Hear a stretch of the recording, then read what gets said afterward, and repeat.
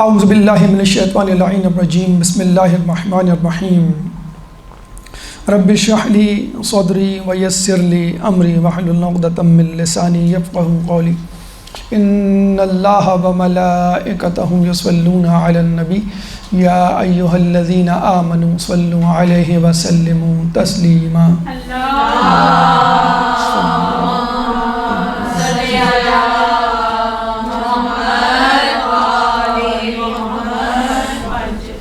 رسول اللہ کی معاشی زندگی یہ ہمارا موضوع، لیکن اس موضوع پر گفتگو کرنے سے پہلے چند اہم باتیں، چند اہم نکات مقدمات کی صورت میں اللہ تعالیٰ سورہ مبارکہ سورہ بقرہ آیت نمبر 201 چیپٹر 2 ورس نمبر 201 میں فرماتا ہے ربنا آتنا فی الدنیا حسنۃ وفی الآخرۃ حسنہ، اے اللہ ہمیں اس دنیا میں بھی حسنات عطا فرما اور آخرت میں بھی۔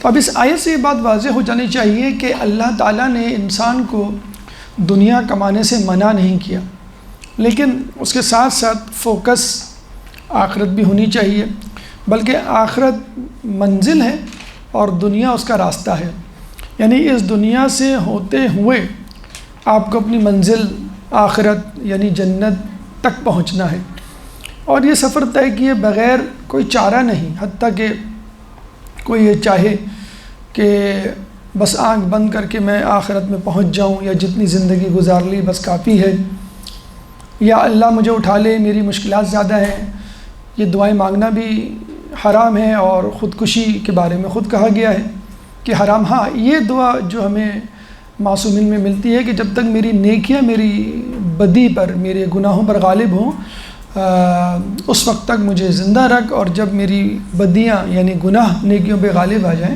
تو مجھے اٹھا لے۔ تو خودکشی کرنے کا بھی اختیار آپ کو نہیں، حرام ہے اسلام میں۔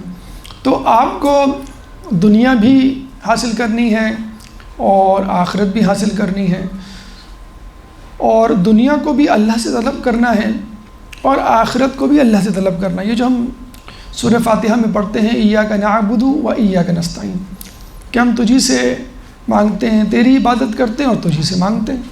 تو اس کا مطلب یہ ہے کہ ہم تجھ کو اور دنیا والوں کو الگ نہیں سمجھتے، یعنی دنیا ہم اپنے باس سے، اپنے والدین سے، اپنے دوستوں سے، صاحب منصب، صاحب حیثیت لوگوں سے مانگ لیں، اور آخرت کی بات آئے تو وہ ہم اللہ سے مانگیں۔ تو نعوذ باللہ، اللہ آخرت کا مالک ہے، وَلِمَنْ كُلِّ يَوْمٍ، کہ اللہ کون ہے جو آج کے دن کا مالک ہے۔ تو اس کا مطلب یہ نہیں کہ اللہ تعالیٰ دنیا کا مالک نہیں، دونوں کا مالک ہے۔ وَلِمَنْ مَلِكِ الْيَوْمِ، کہ کون آج کے دن کا مالک ہے۔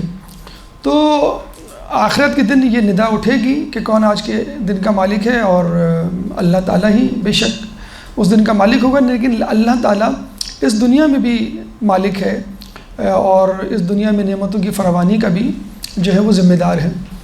تو اس دنیا کو بھی حاصل کرنا ہے، آخرت کو بھی حاصل کرنا ہے، اور دنیا کو اچھی طرح گزارنا ہے۔ عموماً لوگوں کے ذہنوں میں یہ کانسیپٹ ہے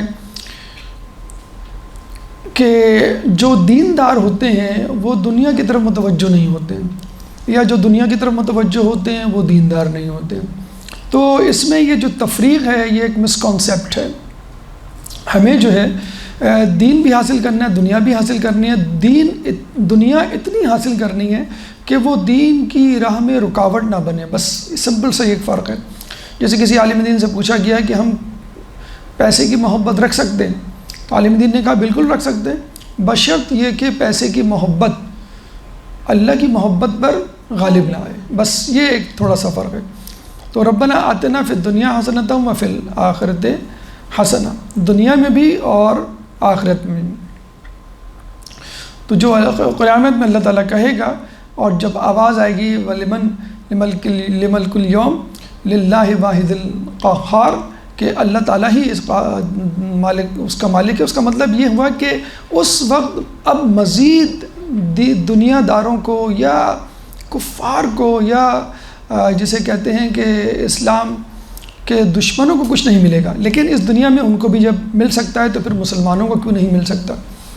پھر جب ہم یہ سوچتے ہیں کہ دنیا میں اور دین میں ہم کس کو رول ماڈل بنائیں، تو عموماً لوگوں کے ذہن میں یہ سوال اٹھتا ہے، تو جواب اس کا یہ آتا ہے کہ دین کے معاملے میں تو ہم رسول اور ائمہ کو اپنا رول ماڈل بنائیں، تو دنیا کے معاملے میں تو پھر وہاں پہ ایک بہت بڑا کوسچن مارک لگ جاتا ہے، بھئی فلاں سیاستدان، فلاں سائنسدان یا فلاں بزنس مین کو اپنا رول ماڈل بنائیں۔ تو اللہ تعالیٰ سورہ احزاب آیت نمبر 21، سورہ احزاب قرآن کا 33واں سورہ چیپٹر 33 ورس نمبر 21 کہ لقد کان لکم فی رسول اللہ اسوۃ حسنہ، کہ بے شک تمہارے لیے رسول کی سیرت میں بہترین نمونہ عمل ہے، یعنی جو کچھ تم چاہتے ہو حاصل کرنا، عمل پیرا ہونا، مسائل کا حل، پریشانیاں جو تمہارے آس پاس ہیں ان کو کس طرح دفع کیا جائے، تو ان سب کے لیے اللہ کے رسول کی طرف رجوع کرو۔ اب جہاں تک یہ بات ہے کہ دنیاوی معاملات میں اتنی احادیث، روایات اور اتنی کھل کے گفتگو کیوں نہیں ہوتی، آخرت پہ کیوں فوکس ہے، تو ظاہر سی بات ہے کہ دنیا ایام معدودات ہیں، یعنی 60 70 80، یا اگر ہم نوح علیہ السلام کے زمانے میں جائیں تو 2-2.5 ہزار، اور قیامت ابدی ہے، تو جس جگہ آپ کو زیادہ رہنا ہے اس کے بارے میں گفتگو زیادہ ہے۔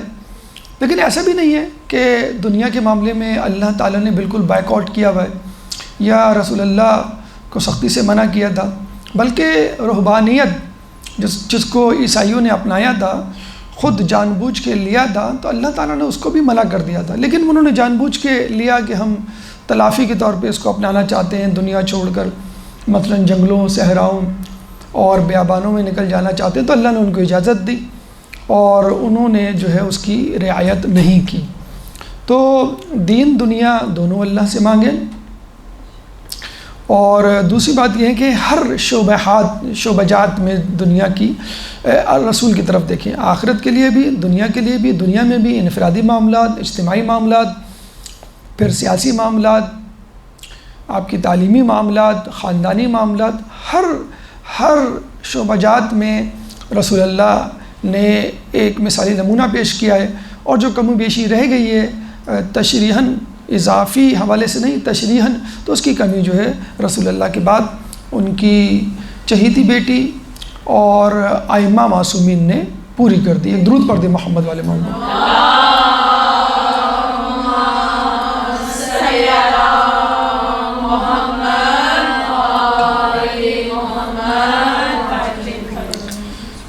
اگر ہم اہمیت کے اعتبار سے دیکھیں گفتگو کا دوسرا مرحلہ کہ اس معاش کی کیا اہمیت ہے اور معاش کے ذرائع کون سے ہیں، تو اہمیت کے حوالے سے اگر ہم بات کریں تو ایک بہت چھوٹی سی حکایت، بہت اہم حکایت موسیٰ علیہ السلام کے حوالے سے ہمیں ملتی ہے۔ آپ کو معلوم ہے کہ موسیٰ علیہ السلام کہ جو حواری تھے وہ من و سلوہ جو آسمان سے اترتا تھا یا درخت کی چھال میں شہد کی صورت میں سے نکلتا تھا، وہ استعمال کیا کرتے تھے، اور وہ بہترین غذا ہوا کرتی تھی، بلکہ اس کے بعد انہوں نے ڈیمانڈ کی تھی کہ ہمیں تھوڑی سی ویرائٹی چاہیے، مختلف قسم کے کھانے، تو وہ بھی ان کو پرووائڈ کیے گئے۔ تو ان کے دل میں ایک خیال پیدا ہوا، زعم پیدا ہوا، فقر و مباحت انسان کے دل میں آئی جاتی ہے کہ میرا مقام مرتبہ دوسروں سے بلند ہے۔ تو انہوں نے موسیٰ علیہ السلام سے کہا کہ کیا ہم سے بھی کوئی بہتر قوم ہے اس دنیا میں؟ تو موسیٰ کو اللہ نے وحی کی، ان سے کہو کہ تم سے بہتر قوم وہ ہے کہ جو اپنے ہاتھوں سے کمائی کرے۔ یعنی دیکھیں، اللہ تعالیٰ کی طرف سے بھیجے ہوئے من و سلوہ تک کو اللہ تعالیٰ نے دنیا کی ہاتھوں سے کمائی ہوئی کمائی کو زیادہ ترجیح دی ہے۔ یعنی آدمی جو ہاتھ سے کماتا ہے وہ زیادہ بہتر ہے بنسبت اللہ تعالیٰ، یعنی جنت کا خوانی اس کو کیوں نہ بھیج دے، وہ بہتر نہیں ہے۔ بہتر کیا ہے؟ جو اپنے ہاتھ سے کمائے۔ تو جو لوگ نکمے نکھٹو ہو کے گھر میں بیٹھ جاتے ہیں اور اپنے بھائی بہن، دوست، احباب، رشتہ دار، خاندان کے افراد پر ڈپینڈنٹ ہو جاتے ہیں، اور لوگ پھر رحم کھا کے ان کو امداد دیتے ہیں، ماہانہ امداد دیتے ہیں، یا مصیبت پڑنے پہ کچھ لوگوں کو عادت پڑ جاتی ہے تو پھر وہ عمر بھر رہتی ہے۔ کرونا کرائسس کے دوران تو بہت سارے ایسے کیسز منظر عام پر آئے، کچھ لوگوں کی ہمت نہیں ہو پاتی، پہلے سے وہ سست کاہل تھے، تھوڑی سی مشکل پڑی تو وہ بالکل ہی پیچھے آ گئے اور گھر میں بیٹھ گئے۔ تو اللہ تعالیٰ جب اپنے دیے ہوئے رزق جو معجزاتی رزق ہے اس کے مقابلے میں اپنے ہاتھوں سے کمائی، مزدور کی کمائی، ایک ملازم پیشہ افراد کی کمائی، ایک تاجر کی کمائی کو پسند کر رہا ہے، تو دوسروں کے اوپر ڈپینڈنٹ ہونے والے افراد اللہ تعالیٰ کو کیسے پسند ہو سکتے ہیں کہ آپ خود نہیں کما رہے؟ مثلا جس کی ذمہ داری نہیں ہے وہ آپ کو کما کے دے رہا ہے۔ مثلا کچھ ایسے مرد حضرات، شوہر حضرات ہوتے ہیں جو بیوی پہ ڈپینڈنٹ ہوتے ہیں۔ اگر بیوی خود اپنے طور پہ شیئر کر رہی ہے ایک الگ بات ہے، کفالت کی ذمہ داری مرد پر ہے، تو اصولاً تو مردوں کو اس کا احسان ماننا چاہیے کہ بھئی بیوی جاب کر کے یا سورس آف انکم سے آپ کا کام آسان کر رہی ہے، تو اصولاً آپ کو بھی گھر کے کام کر کے اس کا کام آسان کرنا چاہیے۔ اگر 50-50 ہے تو گھر کے کاموں میں بھی 50-50 معاملہ ہونا چاہیے۔ بہرحال یہ ناپسندیدہ ہے کہ انسان بستر سے لگ کے بیٹھ جائے گھر میں، جو ہے وہ صوفے پہ ریکلائن ہو کے ٹی وی اور انٹرنیٹ کا کیڑا بن جائے اور گھر سے نہ نکلے اور کوئی کام نہ کرے۔ اور انٹرنیٹ کی اس دور میں اب تو شاید ہی کوئی یہ کہہ سکے کہ بھئی میرے پاس اپارچونیٹی نہیں ہے، ہر جگہ پرچی چلتی ہے، سفارش چلتی ہے۔ اب تو انٹرنیٹ نے سارا کام آسان کر دیا، آپ کا اپنا یوٹیوب چینل ہے، اپنا انٹرنیٹ ایکسیس ہے اور ہر چیز انڈیپینڈنٹ ہے۔ تو اللہ کو یہ پسند نہیں ہے۔ اللہ کو کیا پسند ہے کہ اللہ تعالیٰ جو ہے وہ انسان کو خود اپنے ہاتھ سے کماتا ہوا دیکھے، چاہے وہ کم کمائے اس سے کوئی فرق نہیں پڑتا۔ مولا علی کا بھی ہمیں ملتا ہے، جب وہ کوفے کی مسجد میں آتے ہیں تو وہ دیکھتے ہیں کچھ لوگ بیٹھے ہوئے، جب وہ رات میں آتے ہیں، مغرب کی نماز میں آتے ہیں، دوسری نماز میں دیکھتے ہیں پھر وہ بیٹھے ہوئے اور اسی تندہی سے اور جسے کہتے ہیں عبادت کر رہے ہوتے ہیں۔ مولا پوچھتے ہیں یہ کون لوگ ہیں؟ تو لوگ کہتے ہیں کہ یہ وہ لوگ ہیں کہ جو بس مسجد کوفہ میں رہتے ہیں، عبادت کرتے رہتے ہیں اور کہیں نہیں جاتے۔ تو مولا علی کہتے ہیں ان کا کھانا، ان کی ضروریات کون پوری کرتا ہے؟ تو لوگوں نے کہا کہ ان کی ضروریات جو مسجد میں آتے جاتے لوگ ہیں وہ پوری کر دیتے ہیں۔ تو مولا نے کیا کہا؟ یہ نہیں کہا کہ بڑے اچھے لوگ ہیں ماشاءاللہ، اتنے مصروف ہیں کہ ان کو اپنے کھانے کمانے کا ہوش نہیں، کیا توجہ ہے، کیا اللہ کی طرف جو ہے وہ رجحان ہے۔ مولا نے کہا کہ ان سے بہتر کوفے کے کتے، یعنی کتا خود نہیں کماتا نا، آپ نے روٹی ڈال دی بس وہ کھا لیا۔ یعنی اتنا سخت جملہ، اتنی اہانت، جس کو اہانت نہیں کہنا چاہیے، حقیقت میں وہ ایسے ہی تھے کہ جو عبادت میں، دینداری میں اتنا زیادہ مصروف ہو جائے کہ اس کو اپنے گھر والوں کو ہوش ہی نہیں رہے، یعنی گھر کا راشن کوئی اور ڈال رہا ہے، گھر کی کیئر کوئی اور کر رہا ہے۔ تو یہ اسلام کو پسند نہیں ہے، اور اس کا عملی مظاہرہ خود رسول اللہ نے کر کے دکھایا۔ مطلب اگر آپ دین کا کام کر رہے ہیں، کتنا زیادہ دین کا کام کر رہے ہوں گے؟ کیا رسول اللہ جتنا کر رہے ہوں گے؟ رسول جتنا دین کا کام تو کسی نے بھی نہیں کیا، لیکن رسول نے دین کا کام کرتے ہوئے پروفیشنز، ذریعہ معاش کو اڈاپٹ کیا ہے، ان کو جو ہے یوٹیلائز کیا ہے اور کمایا ہے۔ تو پہلی بات تو یہ کہ کمانا بہت زیادہ ضروری ہے، حتیٰ کہ من و سلوہ بھی اتر جائے تو بھی آپ اتنے معتبر نہیں ہوں گے جتنا اپنے ہاتھ سے خود کمانا جو ہے وہ زیادہ معتبر ہے۔ تو پہلی بات تو یہ ہوگی، بلکہ روایت میں یہ بھی آیا ہے کہ ایمان لانے کے بعد سب سے اہم کام حلال روزی کی تلاش، یعنی ایمان لیا آپ، مسلمان ہو گئے، مومن ہو گئے، اب سب سے اہم کام کیا ہے؟ واجبات کو چھوڑ کے بات ہو رہی ہے، یہ نہیں کہ آپ نے فجر کی نماز قضا کی اور آپ کو فکر ہے زیادہ آفس پہنچنے کی بنسبت فجر کی نماز کی۔ ایمان لانے کے بعد، یعنی واجبات کی ادائیگی کے بعد، عقیدے کی درستگی کے بعد رزق حلال۔ ہمارے یہاں یہ کانسیپٹ ہے بھائی فلاں تو صبح جاتے ہیں رات کو آتے ہیں، نہ ان کو دین کا ہوش ہے نہ کسی، یہ دینداری ہے، یہ عین دینداری ہے۔ کیوں؟ وہ اپنے بیوی بچوں کے لیے، اپنے اہل خانہ کے لیے کما رہا ہے یا کما رہی ہے، جو بھی ہے، خیر عورتوں پہ تو فرض نہیں ہے۔ تو انسان کا حلال روزی کی تلاش، صرف روزی نہیں، حلال روزی کی تلاش ایمان لانے کے بعد سب سے امپورٹنٹ کام ہے۔ اچھا حلال روزی کیوں کہا؟ کیونکہ اگر اس روزی میں حرام کی آمیزش ہو جائے تو پھر یہ کام جو ہے وہ حرام ہو جاتا ہے اور اتنا زیادہ اثر ڈالتا ہے انسان کی ذات پر کہ انسان دین کی باتیں سنتا بھی ہے تو اس کو سمجھ نہیں آتی، حق سامنے ہوتا ہے اس کو سمجھ نہیں آتا، امام سامنے ہر بات کھول کے بیان کر رہا ہوتا ہے اور اس کو کوئی بات پلے نہیں پڑتی۔ امام حسین مظلوم نے کربلا میں یہی تو کہا تھا، تمام تر کوششوں کے باوجود وہ جب ٹس سے مس نہ ہوئے، فوج اشقیہ کے افراد، تمہیں میری باتیں سمجھ نہیں آئیں گی، کیوں کہ تمہارے پیٹ حرام سے بھرے ہوئے۔ تو روزی کمانا بہت امپورٹنٹ ہے، من و سلوہ کچھ نہیں ہے اس کے سامنے، اور رزق حلال بہت ضروری ہے کہ اگر حرام رزق آدمی کمائے تو سامنے کھڑا ہوا امام جو واضح طور پہ آپ کو سمجھا رہا ہو، اس کی باتیں پلے نہیں پڑتی، انسان کو سمجھ نہیں آتی، تو یہ بہت زیادہ جسے کہتے ہیں کہ امپورٹنٹ ہے۔ اچھا، ہمارے آج کل کے دور میں تو بہت ہی زیادہ اہمیت کی حامل ہے یہ چیز، یعنی لوگ جو ہے عمر بھر کمپلیکس میں رہتے ہیں، مثلا ہم غریب ہیں، عمر بھر لوگ کمپلیکس میں رہتے ہیں، مثلا ہم مضافات میں فلاں علاقے میں رہتے ہیں، اپنے مکان یا رہائش کا پتہ بتاتے ہوئے لوگ جو ہے وہ شرماتے ہیں، اپنے خاندان کو انٹروڈیوس کرواتے شرماتے ہیں، بعض اوقات اپنے باپ کا پیشہ بتاتے ہوئے شرماتے ہیں۔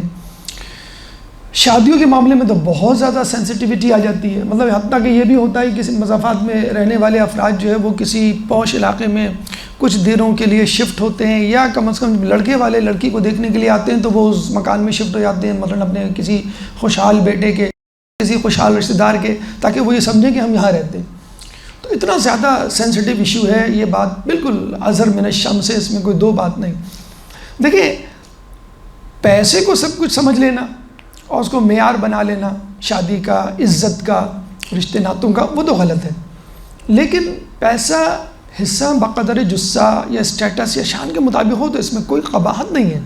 مطلب لوگ ایک دوسری ایکسٹریم پہ چلے جاتے ہیں۔ ایک ایکسٹریم تو یہ ہوتی ہے آپ نے بھائی پیسوں کو سب کچھ سمجھ لیا ہے، اب وہ لڑکا جو ہے وہ حرام میں ملوث ہو، لڑکا جو ہے وہ نمازیں نہ پڑھتا ہو، لڑکا جو ہے وہ دینداری کی طرف بالکل بھی رجحان نہیں رکھتا، تو آپ نے پیسے کو دیکھ کے شادی کر لی تو یہ یقیناً غلط شادی ہوگی۔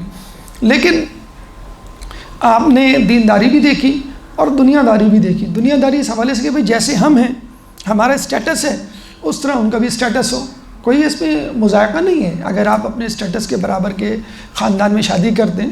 اسلام یہ نہیں کہتا کہ بھئی آپ جو ہے ماشاءاللہ جو ہے وہ امیر طبقے سے تعلق رکھتے ہیں اور بالکل آپ ایسے خاندان میں شادی کریں کہ وہ آپ کے ملازم نظر آئیں، بلکہ مرد کے لیے تو کہا بھی گیا ہے کہ اگر وہ فقط اس بات پہ فوکس رکھتا ہے کہ میری کسی امیر لڑکی سے شادی ہو جائے تو وہ ملازم بننے کے لیے تیار ہو جائے، یعنی پھر عورت جو ہے اس کو، بیوی جو ہے اس کو ملازم جیسا ٹریٹ کرے گی۔ ہاں، ایک جگہ پہ اس قسم کا امبیلنس ہو سکتا ہے جس کو امبیلنس نہیں کہنا چاہیے، مثلا آپ کسی خاص میدان میں آگے ہیں اور لڑکی کسی اور میدان میں آگے ہے، یعنی آپ کا پلس پوائنٹ یہ ہے کہ آپ ہائیلی ایجوکیٹڈ ہیں، ڈاکٹر ہیں، انجینئر ہیں، پی ایچ ڈی ہیں، آئی ٹی پروفیشنل ہیں، کوئی بہت اعلیٰ ڈگری آپ کے پاس ہے، لیکن چونکہ آپ کا خاندانی بیک گراؤنڈ غریب گھرانے کا تھا تو ظاہر سی بات ہے یہ آپ کا اپنا فالٹ نہیں ہے، اب آپ نے پڑھ لیا کہ انشاءاللہ اب آپ کے پاس پیسہ ہوگا۔ دوسری طرف لڑکی ایک امیر خاندان کی ہے لیکن وہ اتنی زیادہ پڑھی لکھی نہیں ہے، یا جسے کہتے ہیں کہ اور اتنے اس میں وہ نہیں ہے حسنات، اخلاقیات یا جیسی بھی چیزیں، تو وہ کمپنسیشن ہو سکتی ہے کہ آپ ایک شعبے میں آگے ہیں اور بیوی جو ہے وہ لڑکی جو ہے دوسرے شعبے میں آگے ہے، تو وہ ایک ایوریج ہم لے سکتے ہیں۔ لیکن اسلام میں بہرحال جو ٹارگٹ دیا گیا ہے وہ دینداری کا ٹارگٹ دیا گیا ہے، پہلے پرائرٹی جو ہے اب دینداری کو رکھیں، اس کے بعد باقی چیزیں یعنی اگر اس میں 19-20 ہو جائے آگے پیچھے تو کوئی نہیں۔ ہم نے بہت ایسے خاندان دیکھے ہیں لڑکی والوں کے حوالے سے کہ جنہوں نے ایسے لڑکوں کو چوز کیا، سلیکٹ کیا کہ جو ابھی کچھ بھی نہیں ہے، مثلا وہ میڈیکل میں ہے، وہ آئی بی اے میں ہے، وہ این ڈی میں ہے، وہ آئی ٹی پروفیشنل کسی یونیورسٹی میں ہے، فرسٹ ایئر کا اسٹوڈنٹ ہے مثلا، وہ شروع کے سالوں میں ہے اور لیکن اس کا جو ویژن ہے، اس کی جو قابلیت ہے، اس کی جو اکیڈمک سے بہت مضبوط ہے اور نظر آ جاتا ہے 5 سال بعد 10 سال بعد کہاں کھڑا ہوگا، تو ٹھیک ہے، اس میں کوئی ایسی وہ نہیں ہے قباحت کرنے میں۔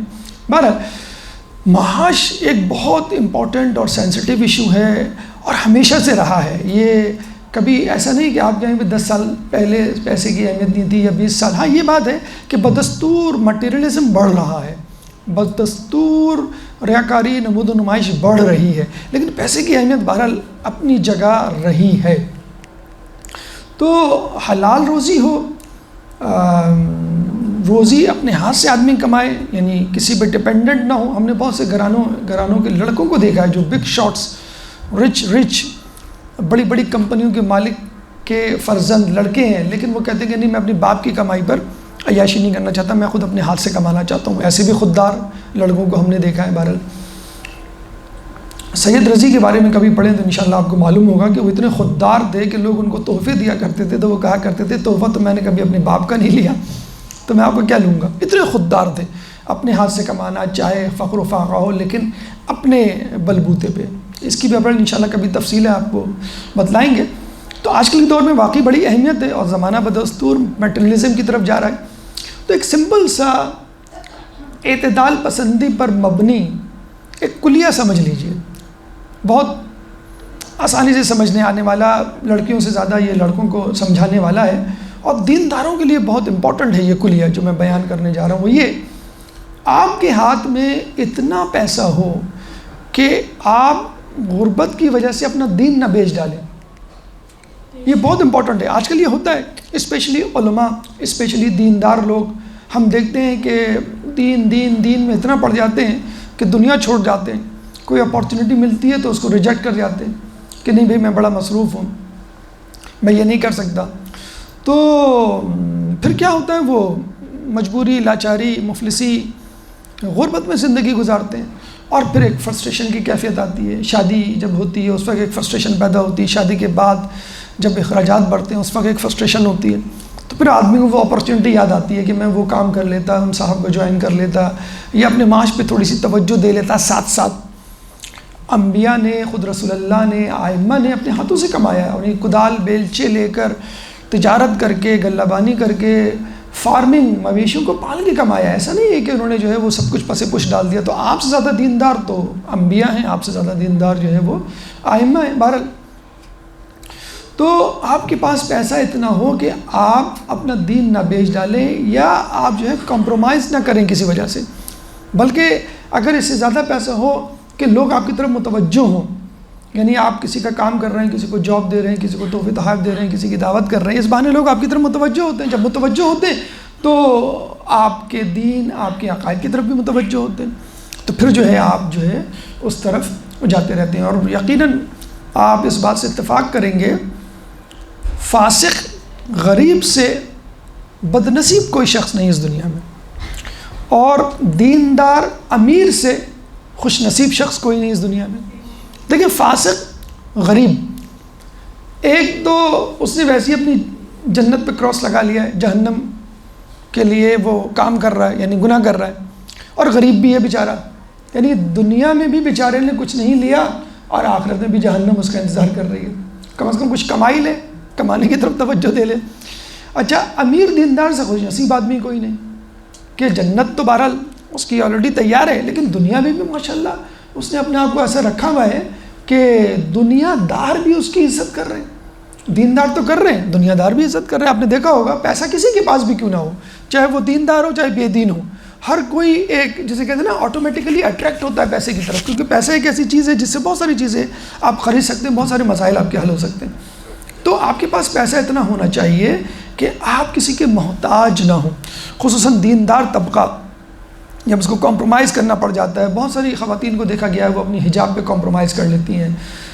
کوئی ان کو جاب ملے اور کوئی دوسری جاب اویلیبل نہ ہو، تو آپ پہلے سے تیار مائنڈ سیٹ اپنا کر لیں کہ مجھے ایسی جاب کرنی ہے جس میں میرا حجاب مینٹین رہے، مجھے ایسی جاب کرنی ہے جہاں پہ دینداری میری مینٹین رہے. اسی طرح لڑکوں کے لیے بھی کہا جاتا ہے. تو آج کل کی دنیا میں آپ کے پاس ذریعہ معاش ایسا ہونا چاہیے کہ آپ اپنے دین کو، پہلے کے زمانے میں پیسہ ہونا، یہ بھی ایک اہم بات ہے، یہ علماء اعلام کا کنکلوژن ہے، پہلے زمانے میں پیسہ ہونا تقویٰ کے جانے کا سبب بنتا تھا. یعنی لوگ ایسے آدمی کو اچھی نگاہ سے نہیں دے سکتے تھے رسول اور رسول کے بعد کے قریب ترین دور. لیکن جیسے جیسے مسلمانوں میں خوشحالی آئی تو کیا ہوا، پیسے کے نہ ہونا آپ کے لیے لعن طعن جو ہے وہ کا ذریعہ بن گیا، اور لوگ جو ہے وہ بس وہ پیسے کی طرف دوڑنے لگے. تو نہ پیسے کی طرف دیوانہ وار بھاگے کہ دینداری ہاتھ سے چلی جائے، نہ آپ فقر و فاقے کی طرف جو ہے اپنے آپ کو کھینچے. ایک درمیانی راہ وہ متعین کر لیں کہ جس کے بعد آپ کو جو ہے وہ زیادہ کے لیے حرام میں پڑنے کا خدشہ نہ ہو. مولا فرماتے ہیں کہ اگر فقر کوئی شخص ہوتا تو میں اسے قتل کر دیتا. تو فقر یعنی جس کی وجہ سے آدمی مجبور ہو جائے غلط یا حرام کام کرنے پر. ویسے تو معاش کے اعتبار سے دیکھا جائے تو بہت سارے شعبہ جات ہیں اور آپشنز ہیں آج کل کے دور میں بھی اور پرانے دور میں بھی، لیکن شروع سے لے کے آج تک 3 ایسے شعبہ جات ہیں کہ جن کے بارے میں کہا جاتا ہے کہ یہ دنیا میں کبھی ختم بھی نہیں ہوں گے اور سب سے زیادہ پروڈکٹیو پروفیٹیبل شعبہ جانتے ہیں۔ نمبر 1 تجارت، نمبر 2 زراعت، نمبر 3 غلہ بانی یا مویشی پالنا جس کو ہم کہتے ہیں فارمنگ۔ تجارت یعنی ایک چیز کو دوسری جگہ پہنچانا، تو ظاہر سی بات ہے کچھ چیزیں کہیں ہوتی ہیں، کچھ چیزیں کہیں نہیں ہوتی، تو ہر چیز کو آپ اپنے گھر میں نہیں موجود پاتے، حتیٰ کہ جو جنرل اسٹور والے ہیں آپ کی گلی میں وہ بھی تاجر ہی کہلائیں گے، کیونکہ وہ ایک علاقے سے دوسرے علاقے تک چیزیں لے کر آتے ہیں۔ مثلاً بولٹن مارکیٹ سے آپ کے علاقے میں لے کر آتے ہیں، یا اگر بڑے پیمانے پہ تو انٹر سٹی 2 سٹی کے درمیان، یا پھر بڑے پیمانے پہ 2 ملکوں کے درمیان ٹریڈنگ تجارت جسے آپ کریں، لوکل بھی ہو سکتی ہے اور بین الاقوامی بھی ہو سکتی ہے۔ پھر نمبر 2 زراعت، ایگریکلچر، بلکہ ابھی تو کہا جا رہا ہے کہ جو حالات ہونے والے ہیں جیسے انٹرنیٹ ایک دم سے بند ہو گیا تھا، یہ ایک طرح کا تجربہ تھا جو انہوں نے کیا، 6 گھنٹے واٹس ایپ یا انٹرنیٹ جو بند ہوا، تو ہو سکتا ہے ان فیوچر کیونکہ انٹرنیٹ ان کے ہاتھ میں وہ ایک دم سے فریز کر دیں اور پوری دنیا کو مفلوج کر دیں، یا اس کے ذریعے سے ویسے حالات پیدا کریں کہ لوگ جو تباہی کے دہانے پر پہنچ جائیں۔ فیول مسلسل بڑھتا جا رہا ہے، کم نہیں ہو رہا۔ پھر سنا ہے کہ چائنا میں لوڈ شیڈنگ شروع ہو گئی کہ فیول کی اتنی جسے کہتے ہیں کہ کمی پڑ گئی ہے، یا اس ایندھن یا فیول پہ دوسرے لوگوں کا قبضہ ہو جائے، تو آئندہ آنے والے دور میں یا کوئی بہت بڑی جنگ شروع ہو گئی مثلا، تو آپ کیا کریں گے؟ ابھی تو آپ انٹرنیٹ کے سہارے زندہ تھے کورونا میں، اگر یہ انٹرنیٹ بھی نہ ہوتا تو آپ کیا کرتے اپنے کھانے کمانے کے لیے؟ کیا چیز؟ تو کہتے ہیں ان دا لاسٹ جو دنیا میں چیز رہ جائے گی وہ وہی ہوگی سورس آف انکم جو پہلے تھی۔ نمبر 1 تجارت، اور نمبر 2 زراعت، اور نمبر 3 مویشی۔ اچھا، ٹریڈنگ بھی محتاج ہے ٹرانسپورٹ اور کسی سواری کی، ایروپلین مثلا، تو اس پہ بھی بہت زیادہ آپ کا قبضہ نہیں ہوتا ہے۔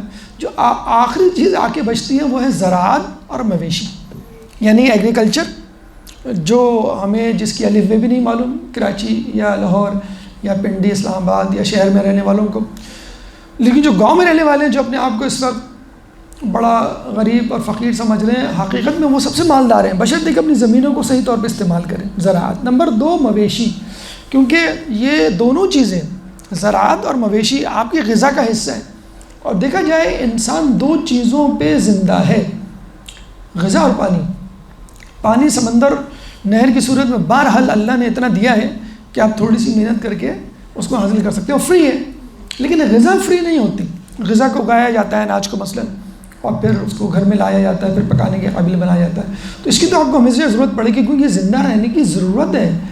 یعنی لباس بھی آپ ایک لباس میں چلا لیں پورا سال، لیکن کھانا تو آپ کو 3 وقت چاہیے، کم از کم 2 وقت چاہیے، اور جسے کہتے ہیں پانی وہ اویلیبل ہے۔ تو اصل چیز وہی سورس آف جو لائف ہے مین، وہ آپ کا کھانا، خوراک۔ اب خوراک میں یا تو زراعت سے آپ لیں گے، یعنی پودے اگا کر پھل سبزی وغیرہ، یا پھر آپ اینیملس مویشیوں سے لیں گے آپ یہ کام، جو بھی بھیڑ ہے، بکرا ہے، کاؤ یہ ہے، آپ کی گائے ہے یا اونٹ ہے، ان سے آپ حاصل کریں گے۔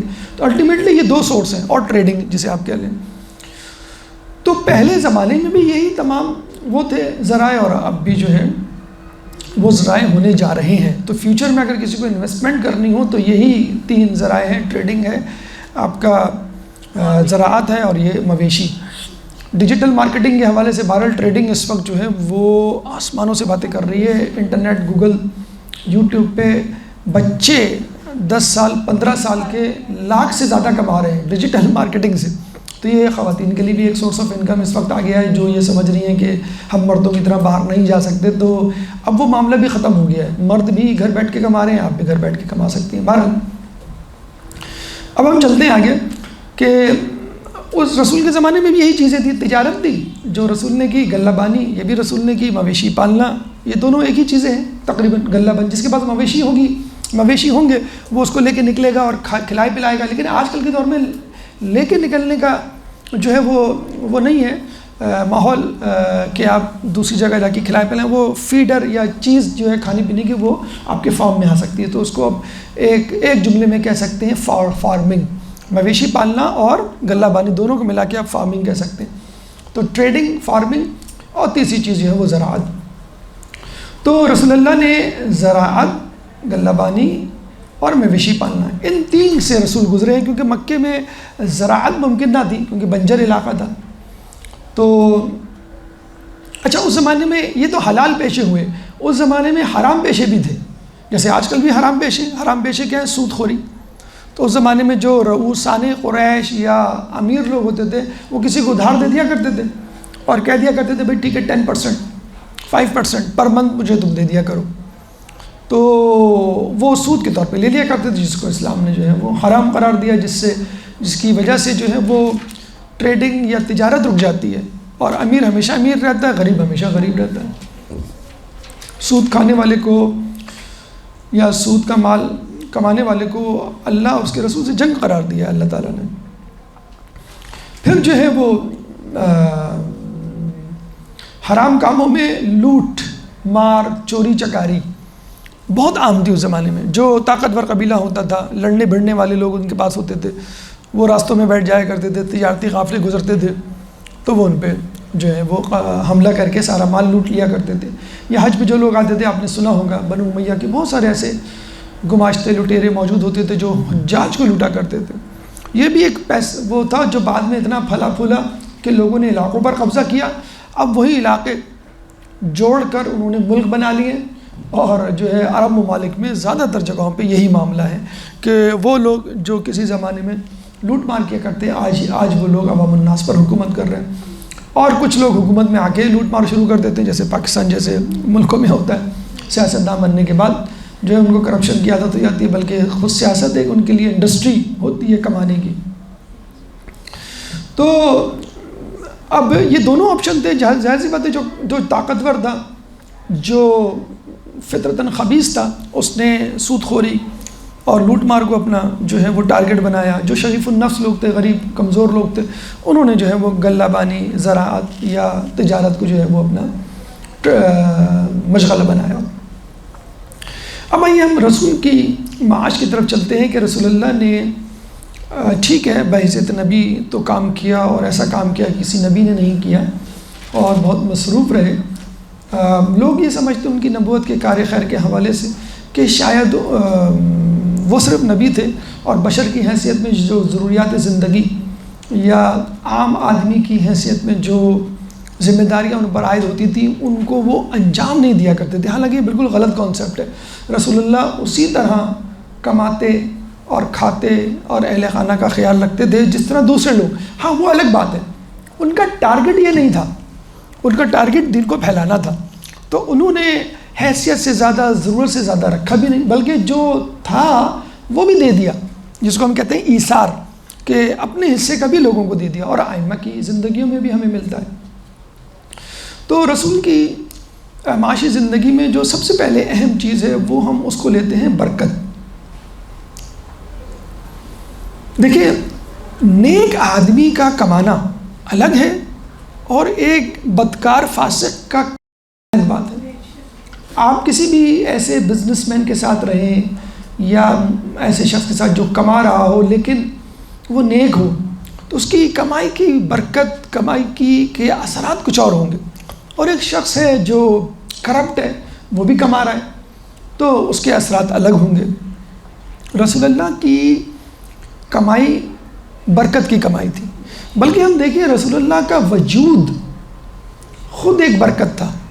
اور اس کے آثار رسول اللہ کی پیدائش سے پہلے اور پیدائش کے فوراً بعد نمودار ہوئے. پیدائش سے پہلے ہم دیکھتے ہیں ساوا نام کی ایک جھیل تھی کاشان ایران میں جس کی پوجا کی جاتی تھی. تو رسول کی ولادت سے پہلے یا قریب وہ جھیل خشک ہو گئی. اسی طرح سماوا نام کا ایک علاقہ تھا، ایک وادی تھی کہ جو بنجر علاقہ تھا. رسول کی ولادت کے وقت وہ بنجر زمین جو ہے وہ خوشحال ہو گئی. یعنی گویا قدرت ایک اشارہ دے رہی تھی کہ دیکھو جس کمائی، جس پانی، جس غذا میں حرام کی آمیزش ہے وہ اب ختم ہونے جا رہا ہے اور حلال کمائی اور برکت والی کمائی رسول کی برکت سے اب سامنے ظاہر ہونے والی ہے. یعنی پہلے تو حلال اور حرام کا کانسیپٹ نہیں تھا لوگوں میں، کیا حلال کیا حرام، بس جو مل جائے وہ آپ لے لیں. تو رسول نے آ کے بتایا. یعنی رسول کا وجود، رسول کی ولادت بتلا رہی ہے کہ دیکھو رسول جب آئے گا تو فقط آخرت کی برکات لے کے نہیں آئے گا، رسول جب آئے گا تو دنیا کی برکت بھی لے کر آئے گا، کیونکہ وہ ابھی آیا نہیں ہے، ابھی فقط پیدا ہوا ہے، ابھی فقط بچپن گزار رہا ہے اور برکتیں ظاہر ہونا شروع ہو گئی۔ تو جب وہ بڑا ہو کر تم لوگوں کو دین کی باتیں بتائے گا، حلال حرام کا فرق بتائے گا، حلال روزی کمانے کے طریقے سکھائے گا اور تم اس پہ عمل کرو گے تو کتنی برکتیں ہوں گی۔ فقط وجود آنا، آپ نے دیکھا ہوگا مجتہدین ہیں، علماء عالم ہیں، دیندار لوگ ہیں، ان کا کمرے میں آپ کے سامنے موجود ہونا ایک برکت ہوتی ہے، اور آپ سہم سے جاتے ہیں، ان کی ہیبت ایک ایسی ہوتی ہے۔ ایک فاسق و فاجر اگر ہو آپ کے سامنے، اس کی نحوست ایک اپنی جگہ ہوتی ہے۔ تو رسول کی ولادت کی بات پھر ہم دیکھتے ہیں کہ رسول ابھی پیدا ہوئے لیکن بیچارے یتیم تھے، جناب عبداللہ کا پہلے انتقال ہو گیا اور والدہ کا بھی چند سال بعد۔ بہرحال والدہ بیچارے بچے کو لے کے بیٹھی ہوئی ہیں، ان کا دودھ خشک ہو گیا، دودھ پلانے کے لیے لوگ عموماً عرب کی بدو عورتوں کو لوگ ہائر کرتے تھے، کچھ پیسے دیا کرتے تھے، اور ایک بہانہ یہ بھی ہوتا تھا، ایک وجہ کہ وہ بدو لوگوں سے لینگویج سیکھا کرتے تھے، عربی زبان، فصاحت و بلاغت۔ جو بدوانز ہوتے ہیں نا وہ بہت اچھی بولتے ہیں، بہت زیادہ، جیسے ہمارے یہاں پڑھا لکھا طبقہ اردو کی ٹانگ توڑتا ہوا نظر آتا ہے، اور جو بیچارے پرانے لوگ ہیں وہ زیادہ اچھی فصیح اردو بولتے ہیں۔ تو اس زمانے میں جو فصاحت و بلاغت، ابھی بھی جو بدوانز ہوتے ہیں نا، اعرابی جن کو کہا جاتا ہے، وہ اچھی عربی بولتے تھے۔ تو دو ٹارگیٹس تھے، ایک تو بچے کو دودھ پلانا، نمبر دو اس کی پرورش ایسے ماحول میں فصاحت و بلاغت میں اضافہ ہو۔ اچھا، اتفاق کی بات یہ ہے بی بی حلیمہ سعدیہ کا تعلق حوازن نامی قبیلے سے تھا جو فصاحت و بلاغت میں سب سے آگے تھا، لیکن پھر بھی ہم آپ کو یہ کہیں گے کہ رسول اللہ کی فصاحت و بلاغت حوازن قبیلے کی وجہ سے نہیں تھی، یہ تو الہی عطیہ تھی۔ لوگ کہا کرتے تھے آپ قریش کے قبیلے سے ہیں، لیکن فصاحت و بلاغت میں ہم سے کہیں آگے، ہم ایسا بول ہی نہیں سکتے جیسے آپ بولتے ہیں۔ تو یہ الہی کلمات، الہی لہجہ تھا جو اللہ نے ان کو دیا تھا۔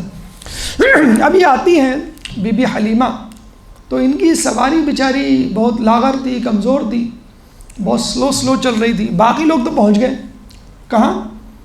مکے، اور انہوں نے متمول گھرانوں کی خواتین کے بچے اٹھا لیے، جیسے ہم ٹیوشن تلاش کرتے ہیں کوئی ہائی فائی فیملی کا کہ اچھے پیسے ملیں، جاب اچھی جگہ ملے، اٹھا لیے۔ اب یہ بیچارہ، یہ غریب تو نہیں تھے، بہرحال ان کو آپ رسول اللہ کی فیملی کو مڈل کلاس کہہ سکتے ہیں، غریب نہیں تھے، نہ امیر تھے اس زمانے کے۔ ہاں، رئیس اور سردار ہونا ایک الگ بات ہے، یہ بھی ایک موضوع ہے جس میں مولا علی فخر کیا کرتے تھے کہ میرا باپ غریب تھا لیکن سردار تھا۔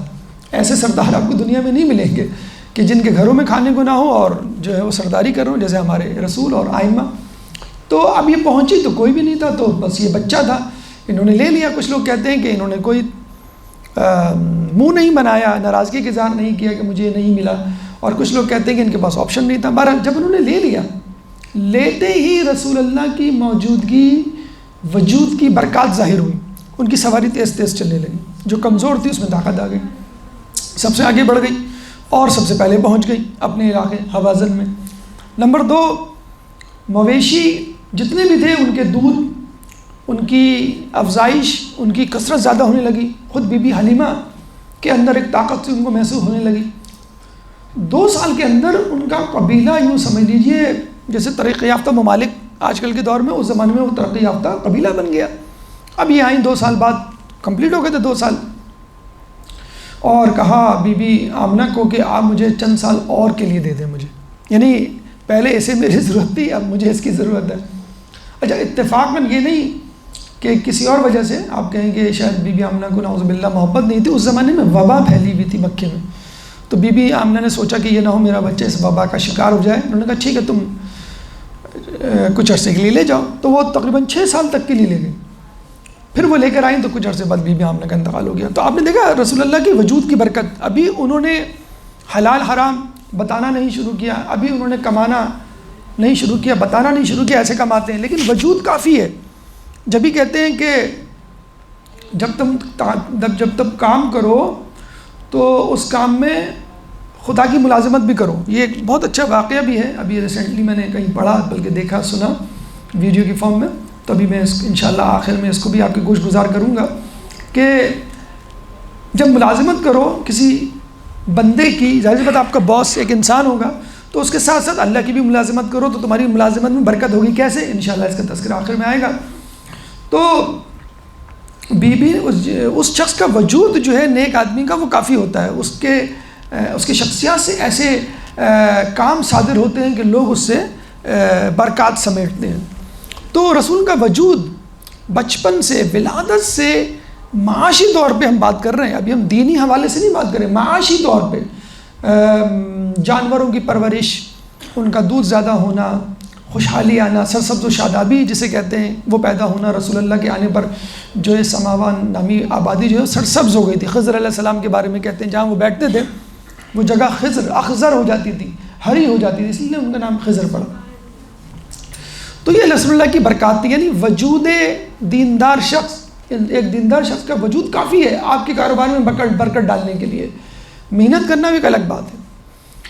اب آئیے رسول کے خاندان کی طرف کہ رسول کا خاندان معاشی اعتبار سے کیسا تھا، اسٹیٹس وائز کیسا تھا. تو ہم نے بتایا آپ کو، نہ وہ امیر تھے نہ غریب تھے، مڈل کلاس آپ سمجھ لیجیے. ہاں سردار ضرور تھے. سردار کیوں تھے؟ لوگوں کی مدد کرنا، لوگوں کی داد رسی کرنا، لوگوں کی محتاجی کو دور کرنا، کوئی مشکل میں ہو تو اس کو نکالنا، کوئی پریشانی میں ہوتا، کوئی کسی کا مال کھا جاتا تو یہ آتے تھے رسول کے پاس، یہ آتے تھے جناب عبداللہ کے پاس، یہ آتے تھے عبد المطلب کے پاس، ابو طالب کے پاس، یعنی جو آپ کے آبا و اجداد تھے ان کے پاس، یا رسول اللہ کے پاس کہ بھائی اس نے میرا مال کھا لیا. عبداللہ بھائی میں کوئی ہیڈ آف دا اسٹیٹ نہیں ہوں، نہ میں کوئی امیر آدمی ہوں، لیکن لوگ آتے تھے اور ان کا روب اور ہیبت ایسی ہوتی تھی کہ مال کھانے والا ابو الجہل جیسا ظالم اور امیر ترین شخص رسول اللہ کے سامنے وہ بھیگی بلی بن جایا کرتا تھا. ویسے وہ بڑا شیر بندہ تھا، لیکن رسول کسی کے پاس کسی کو لے کر آتے بھائی تم نے اس کا مال کھایا ہے تو وہ خاموشی سے دے دیا کرتا تھا. اتنی ہیبت. اسی طرح ابو طالب، جناب ہاشم، ہر کسی کے بارے میں ملتا ہے کہ یہ ایسے لوگ تھے، ایسی ہستی تھی، ایسا خاندان تھا کہ یہ فقیری میں سرداری کیا کرتا تھا. تو مڈل کلاس لوگ تھے. اسپیسیفکلی اگر ہم رسول اللہ کی بات کریں تو ولادت سے پہلے باپ کا انتقال، ولادت کے بعد 6 سال بعد والدہ کا انتقال، پھر حضرت ابو طالب، عبد المطلب 2 سال بعد ان کا بھی انتقال. تو 8 سال میں جناب ابو طالب. اچھا ابو طالب کے بارے میں خود مولا علی کہہ رہے ہیں کہ وہ فقیر تھے لیکن سردار تھے. تو آپ اندازہ لگا لیجئے کہ اپنے بیٹوں کی پرورش، پھر رسول اللہ کی پرورش کتنا مشکل کام ہوگا. تو بہرحال اسپیسیفکلی رسول نے، ویسے تو مڈل کلاس فیملی تھی، اسپیسیفکلی رسول نے مشکل وقت دیکھا، کرنچ جسے کہتے ہیں، ریسیشن، پریشانی، غربت کا جو ہے وہ ماحول دیکھا ہے. لیکن اس غربت کے ماحول میں بھی رسول اللہ نے جسے کہتے ہیں سیلف میڈ قسم کی کوشش کی، حضرت ابو طالب کے ساتھ غلہ بانی کی، پھر جو ہے تجارت سیکھی، بی بی خدیجہ کے مال کی تجارت کی، پھر جو ہے ماشاءاللہ خوب کمایا اور پھر اس کو اسی طرح لوگوں میں تقسیم بھی کیا. تو ابو طالب نے آپ کو اپنے ذمے لیا اور ذمے لینے کے بعد آپ کی کفالت شروع کی، تربیت شروع کی، غلہ بانی سکھائی، تجارت سکھائی. اسی لیے قرآن میں اللہ تعالیٰ نے ابو طالب کی شان میں جو آیت اتاری کہ علم یجد کا یتیمن فآوا، سورہ ضحیٰ آیت نمبر 6، کہ کیا ہم نے تم کو یتیم پا کر پناہ نہیں دی. یعنی گویا ابو طالب کی پناہ اللہ کی پناہ تھی. تو حضرت ابو طالب کا ساتھ، اور کتنا ساتھ تھا، at the age of 8 years آپ اندازہ لگا لیں ٹل ہجرت، تقریباً 45-50 سال، یعنی آدھی سے زیادہ زندگی، نصف صدی اللہ کے رسول نے ابو طالب کی رہنمائی میں اور ان کی سرپرستی میں گزاری. اس کے بعد انہوں نے جو ہے وہ وہیں پہ اپنا معاش شروع کیا. بچپن میں رسول کا معاش غلہ بانی بطور شیفرڈ، گڈریا جسے کہتے ہیں، جو جانوروں کو چراتا ہے. اب تو شاید نہیں ملیں گے، ہم نے اپنے بچپن میں تو دیکھے گڈریا، اب تو شاید نہیں ملیں گے شیفرڈ آپ کو جو جانوروں کو لے کے جاتے ہیں اور چراتے ہیں، گاؤں دیہات میں ہوتے ہیں. اچھا، پھر لڑکپن میں انہوں نے غلہ بانی کی، جوانی میں انہوں نے تجارت کی، اور آخری ایام میں مدینے میں انہوں نے مویشیوں کو پالا. یہ 3 بتدریج ان کے پیشے تھے رسول کے. لڑکپن میں غلہ بانی شیفرڈ کے طور پہ، اور جوانی میں تجارت، اور نمبر 3 مویشی پالنا، فارمنگ جسے کہہ لیں. آج کل غلہ بانی ختم ہو گئی ہے کیونکہ مویشی خود اپنا خوراک جو ہے اپنی جگہ پہ پا لیتے ہیں۔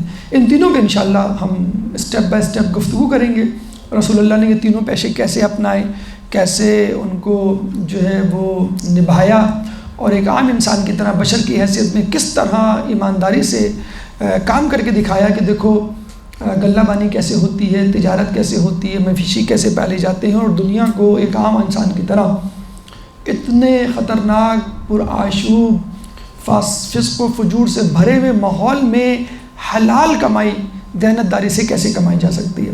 تو اس کا تذکرہ انشاءاللہ ایک چھوٹے سے وقفے کے بعد ایک درود پڑھ دیں محمد والے محمد پر۔ بسم اللہ الرحمن الرحیم۔ گفتگو کا سلسلہ وہیں سے شروع کرتے ہیں جہاں سے ہم نے چھوڑا تھا۔ آیت سورہ غافر کی، قرآن کا 40واں سورہ ہے، اور آیت نمبر 16، لمن الملک اليوم للہ الواحد القہار۔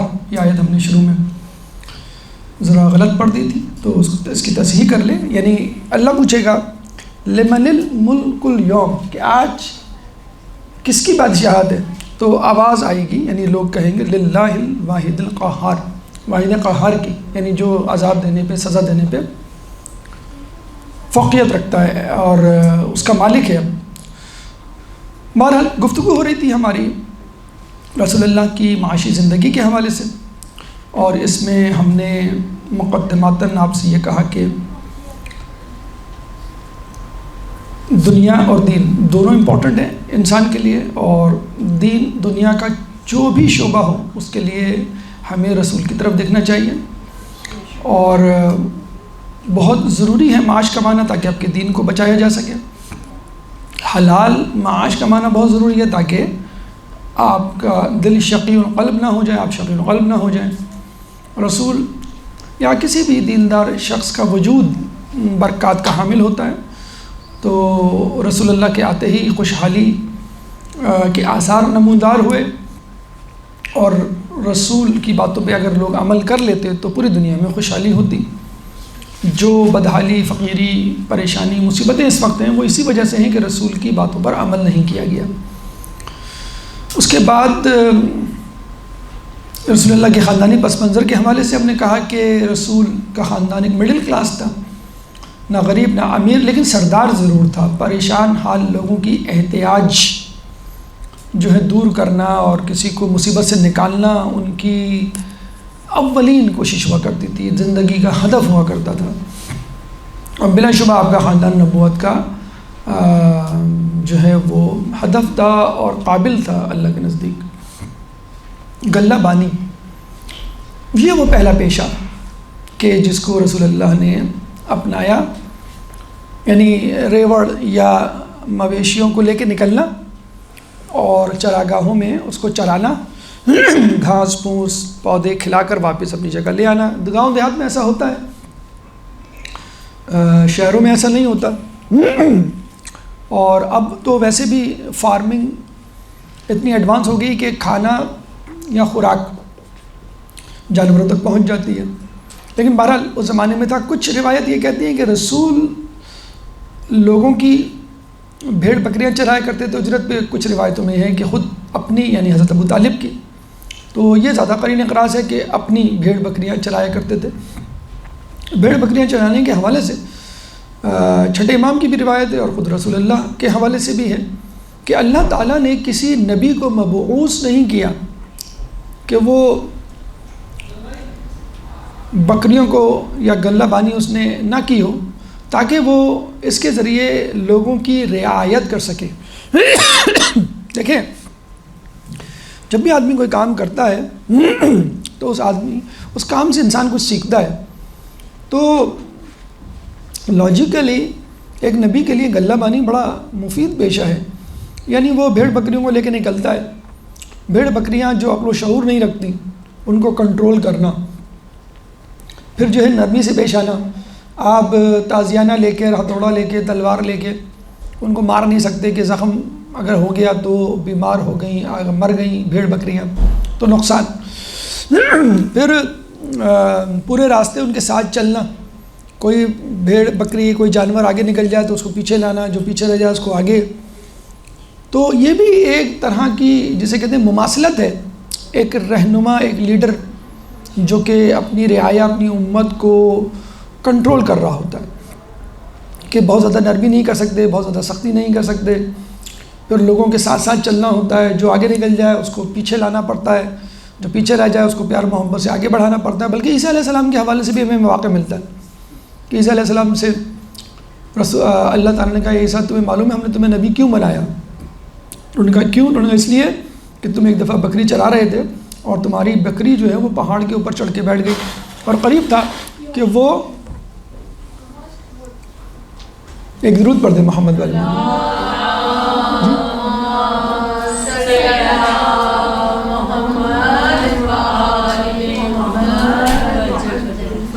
اسپارک ہوا ہے۔ ادھر آ جائیں، ادھر آ جائیں، ادھر آ جائیں۔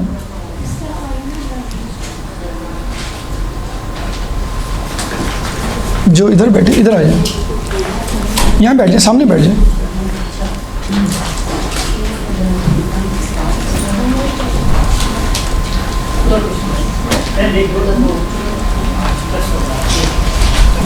آگ نکلی تھی کیا؟ ہاں بس دیکھ کے رہیے، وہ کیا کہہ رہے ہیں؟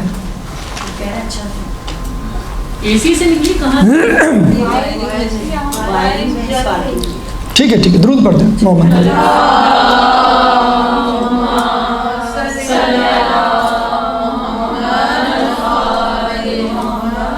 تو نبی کو بھی دیکھنا پڑتا ہے، ایک لیڈر کو بھی دیکھنا پڑتا ہے، کنٹرول کرنا پڑتا ہے۔ اب عیسیٰ علیہ السلام سے اللہ نے پوچھا تو عیسیٰ علیہ السلام نے کہا مجھے نہیں معلوم۔ اللہ نے کہا کہ ایک دفعہ تمہاری بکری جو ہے پہاڑی پہ چڑھ گئی تھی اور قریب تھا کہ وہ چھلانگ لگا لیتی، تو تم اس کے پاس گئے، پیار محبت سے اس کے گلے میں باہیں ڈالی اور یہ کہا کہ اگر تم چھلانگ لگا دیتی تو تمہیں کتنا نقصان ہوتا۔ تم نے کوئی غصہ نہیں کیا، تم نے جو ہے اس کو مارا نہیں، تو یہ ہمیں ادا پسند آئی۔ اچھا اس کا مطلب یہ نہیں کہ عیسیٰ علیہ السلام کو اس کے بعد نبوت دی گئی، نبی تو تھے وہ بائی برتھ، ہمارے نزدیک عقیدے کے مطابق بائی برتھ ہوتا ہے، لیکن اللہ تعالیٰ ظاہر سی بات ہے نبیوں کو منتخب اس لیے کرتا ہے کہ اس کو معلوم ہوتا ہے کہ یہ نبی آگے چل کے اتنا ہمدرد و شفیق ہوگا، یہ لوگوں کو بتانے کے لیے۔ اگر کوئی شخص کہے میں رسول کو نبوت کیوں ملی تو ہم بتا سکے، اللہ بتا سکے کہ دیکھیں صادق امین یہی تھے، کوئی اور تھا ان جیسا۔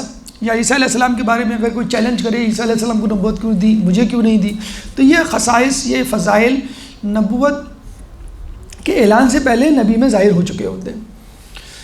تو غلہ بانی بہرحال ایک ایسا شعبہ ہے جو انسان کو سخت، جفاکش، صابر اور محنت کش بناتا ہے اور محبت بھی پیدا کرتا ہے، جن کو آپ سکھانے جا رہے ہوتے ہیں۔ یہ ہو گئی اہمیت۔ رسول اللہ جو ہے وہ غلہ بانی کیا کرتے تھے اور کبھی اکیلے ہوتے تھے، کبھی ساتھ ہوتے تھے۔ ایک واقعہ ہمارے یاسر کا ہمیں ملتا ہے کہ ہمارے یاسر نبوت کے اعلان سے پہلے ہمارے یاسر نے اور انہوں نے یہ فیصلہ کیا بھئی ہم فلاں مقام پر جا کر کل صبح فلاں وقت اپنے جانوروں کو چرائیں گے کیونکہ وہ جگہ بڑی اچھی ہے۔ تو رسول اللہ جو ہے پہنچ گئے وقت پر، معین وقت پر، معین جگہ پر، لیکن ہمارے یاسر نہیں آئے، کافی دیر گزر گئی۔ یہ بالکل ایسا ہی ہے کہ آپ کے سامنے کھانا رکھا ہو اور کوئی کہے کہ بھئی ٹھیک ہے میں 8 بجے آؤں گا، دونوں ساتھ ناشتہ کریں گے، اور وہ شام جو ہے 9 بجے آتے ہیں، 10 بجے آتے ہیں، اور آپ ویسے ہی بیٹھے رہیں، تو شاید ہی کوئی ہوگا۔ مطلب لوگ تو اپنی بیگمات کے لیے، بیگمات شاید اپنے شوہروں کے لیے نہیں ٹھہرتی، چائے ٹھنڈی ہو جائے گی۔ تو رسول وہاں پہ کھڑے رہے اور کئی گھنٹے کے بعد جب ہمارے یاسر آتے ہیں تو وہ کہتے ہیں یا رسول اللہ آپ نے اپنے جانوروں کو چرانا کیوں نہیں شروع کیا؟ کہ ہم نے فیصلہ کیا تھا کہ ہم دونوں ایک ساتھ چرائیں گے۔ تو ان کے دل میں ان کی بڑی عزت اور وہ پیدا ہوئی۔ تو رسول اللہ پہ جو لوگ ایمان لائے تھے، دھڑا دھڑ جسے کہتے ہیں، تو وہ اس لیے رسول اللہ کی سیرت جو سلیم الفطرت تھے وہ پہچان گئے تھے کہ یہ وہی شخص ہے جس کے ساتھ میں نے یہ معاملہ کیا تھا، اور اب جو ہے وہ نبوت کا دعویٰ کر رہا تو یقیناً صحیح ہوگا۔ بہرحال تو ہمارے یاسر بڑے خوش ہوئے اس بات سے کہ مجھے ایک ایسا ساتھی ملا جو وعدے کا پابند ہے۔ اچھا اسی حوالے سے رسول کی ذات سے ایک فرضی داستان گڑھی ہوئی ہے جو ہماری کتابوں میں نہیں ہے، غیر شیعہ کتب میں ہے، کہ رسول اللہ اپنے ساتھی کے ساتھ مکے کی کسی پہاڑی پر چرا رہے تھے اپنے جانور کو، تو انہوں نے اپنے ساتھی سے کہا کہ آج رات یا آج کے دن جو ہے میں فلاں مقام پر جاؤں گا، تم میری بھیڑ بکریوں کا خیال رکھ لینا۔ اور وہ کون سی محفل تھی؟ راگ و رنگ موسیقی کی محفل تھی، نعوذ باللہ۔ اور رسول وہاں پہ گئے، لیکن رسول اللہ کی یہ جو ہے وہ خواہش اللہ نے پوری نہیں ہونے دی اور رسول اللہ کو سلا دیا، یا نعوذ باللہ جب موسیقی کی آواز ان کے کانوں پہ پڑی تو اللہ کو ناگوار گزرا، اللہ نے ان کو سلا دیا، تو اللہ نے ان کو اس طرح بچا لیا۔ تو ہمارے نزدیک نبی گناہ تو کیا، گناہ کا ارادہ بھی نہیں کرتا، وہ مقام عصمت پر ہوتا ہے۔ اگر اس طرح وہ سوچنا شروع کر دے اور کرنا شروع کر دے تو ہمارے نزدیک جو ہے وہ پھر اپنی نبوت سے وہ گر جائے گا، اور کوئی نبی ایسا نہیں گزرا جو گناہ گار ہو، چاہے ایک گناہ کا مالک کیوں نہ، کوئی گناہ کسی نبی نے نہیں کیا۔ اگر آدم علیہ السلام نے ترک ممنوعہ شجر ممنوعہ کا پھل کھایا تو وہ ترک اولا تھا، یونس علیہ السلام کا مچھلی کے پیٹ میں جانا وہ بھی ترک اولا کا نتیجہ تھا۔ کسی نبی نے کوئی حرام نہیں کیا، ان کا اگر جو عمل جس کی وجہ سے اللہ تعالیٰ نے ان کو سزا دی وہ ترک اولا تھا، کیونکہ اللہ تعالیٰ پسند نہیں کرتا میرے نبی کے لیے کوئی ایسا عمل کہ جو ترک اولا کا سبب بنے، حرام اور مکروہ تو بہت دور کی بات ہے۔ تو رسول اللہ نے غلہ بانی کی، اور یہ بھی ملتا ہے تاریخ میں کہ رسول اللہ کے پاس 100 مویشی تھے، 100 بھیڑ، 100 بکریاں، 100 اونٹ، یا مکس کر کے ٹوٹل ان کی جو مویشیوں کی تعداد تھی وہ 100 تھی، اور کہتے تھے کہ جب بھی 100 میں سے تعداد بڑھتی یعنی 101 تو وہ فوراً اسی دن ایک جانور ذبح کر دیا کرتے تھے، یعنی 100 سے زیادہ نہیں ہونے دیتے تھے۔ اچھا آج کل لوگ ماشاءاللہ کچھ لوگ ایسے بھی ہیں وہ بھی یہی کہتے ہیں کہ مثلا ہم اتنا کمائیں گے، اتنی بڑے فلیٹ میں مکان میں رہیں گے، اتنے ڈریس ہوں گے، اتنا کھائیں گے، اس سے زیادہ ہم دے دیں گے، یعنی اس سے زیادہ کمائی ہوئی، اس سے زیادہ ڈریس، اس سے زیادہ کھانا تو ہم لوگوں کو دے دیں گے، اور وہ کہتے ہیں بس یہ کافی ہے۔ اور کچھ لوگ ہیں کہ جن کا پیٹ نہیں بھرتا، زیادہ سے زیادہ ڈریس ہو، جتنے زیادہ کمائی کے طریقے ہوں وہ فوراً اس کی طرف لپکتے ہیں۔ تو اصل چیز ہے کہ ضروریات آپ کی پوری ہو جائیں۔ اب ہر شخص کی ضروریات مختلف ہوا کرتی تھیں، یعنی آپ کا جو ہے وہ خرچہ 50,000 میں چل جاتا ہے، ٹھیک ہے، ایک کا خرچہ جو ہے وہ 20,000 میں چل جاتا ہے، ٹھیک ہے۔ آپ کسی کو مجبور نہ کہیں 20,000 خرچے والا کہ بھئی تم 50 کیوں کماتے ہو، یا 50 والا لاکھ کوئی نہ کہے۔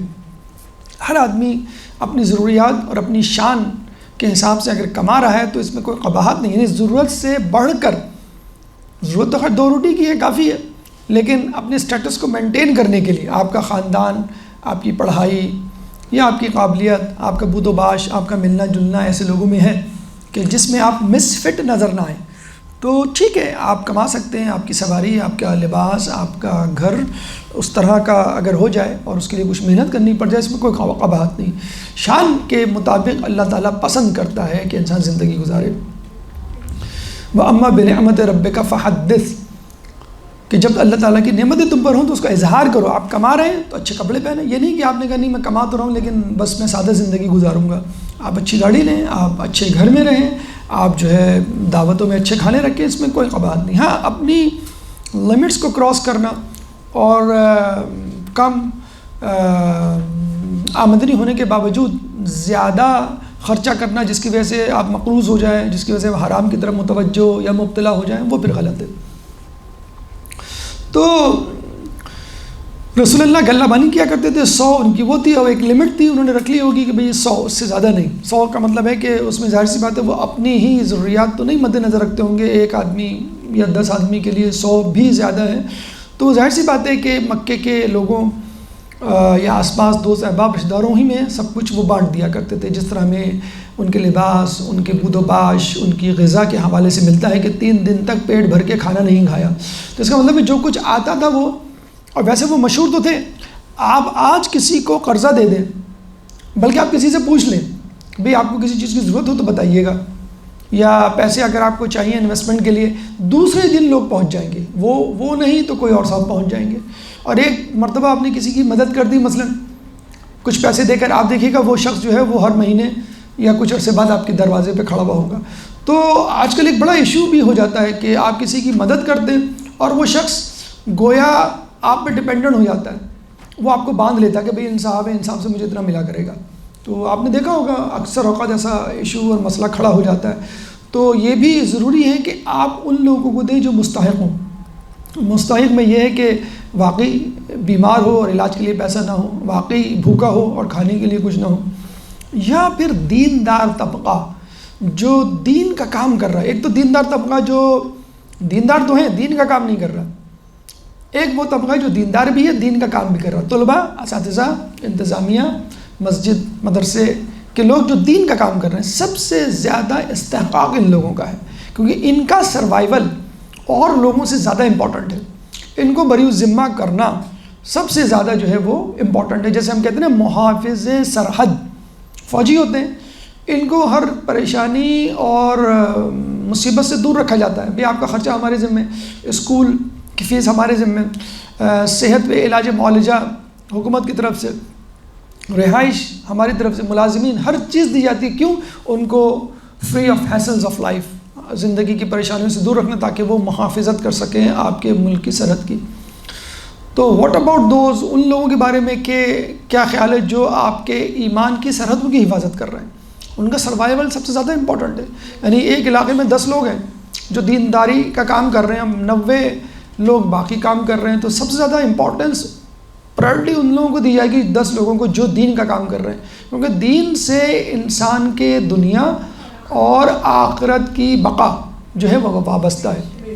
بہرحال تو 100 اونٹ 100 مویشی ان کے پاس ہوتے تھے، جب بھی وہ ایکسیڈ کرتے وہ فوراً ذبح کر دیا کرتے۔ تو یہ بھی ایک طریقہ کار ہے، اگر آپ ذہن میں رکھ لیں کہ بھئی ہمیں ہفتے میں اتنا پکانا ہے اور اتنے دن گوشت کھائیں گے ہم، یا اتنے لباس ہونے چاہیے، یا اتنی غذا ہونی چاہیے، یا اتنا فرنیچر اس قسم، اور اتنی مالیت کا موبائل، نوجوان لڑکے لڑکیوں میں بہت زیادہ کریز ہو گیا ہے، مثلاً جو لیٹسٹ موبائل ہے وہ خریدنا ہے، حالانکہ آپ رہ رہے ہیں مضافات میں، آپ کے پاس موبائل جو ہے وہ 50,000 کا، آپ کے پاس موبائل جو ہے لاکھ کا، 2-2 لاکھ کے موبائل لوگوں کے پاس جو ہے وہ دیکھے گئے ہیں، حالانکہ وہ ان کی فیملی اس طرح کی نہیں ہے کہ وہ لاکھ کا بھی موبائل رکھیں یا 50,000 کا بھی موبائل رکھیں، بس ایک فیشن، ایک دوڑ ہے، اسٹیٹس سمبل جسے کہتے ہیں، لباس، سواری، گھر دیکھ کے انسان کہے کہ ہاں ماشاءاللہ اللہ آپ کو اور دیں، اور لباس، سواری یا چیزیں آپ کے پاس دیکھ کے لوگوں کی بھویں چڑھ دیں اور پوچھیں بھئی کہاں سے آیا، تو اس کا مطلب ہے کہ واقعی آپ اس اسٹیٹس کے قابل نہیں ہیں، جو چیزیں آپ کے پاس نظر آ رہی ہیں آپ اس کے قابل نہیں ہیں، تو آپ نے کیوں جمع کی ہوئی ہیں، وہ انسان کو خود بھی اندازہ ہو جاتا ہے، اور لوگ بھی اس کو جسے کہتے ہیں وہ جتا دیتے ہیں۔ لیکن کچھ لوگ ہیں بہرحال ان کے لیے جائز ہے چیزوں کو رکھنا اور برتنا، بشرط یہ کہ اللہ کی محبت جو ہے وہ غالب رہے۔ تو یہ غلہ بانی یا بکریاں چرانے کے حوالے سے گفتگو ہوئی، اس کا ایک اپنا فائدہ ہے، ایک ٹریننگ ہے۔ ویسے تو کہا جاتا ہے کہ رسول یا نبی اللہ کی طرف سے ٹرینڈ ہوتا ہے، یعنی تربیت یافتہ ہوتا ہے، اس کو ضرورت نہیں ہوتی کہ وہ کسی انسان سے سیکھے، جب انسان سے نہیں سیکھنا تو وہ جانور سے کیوں سیکھے گا؟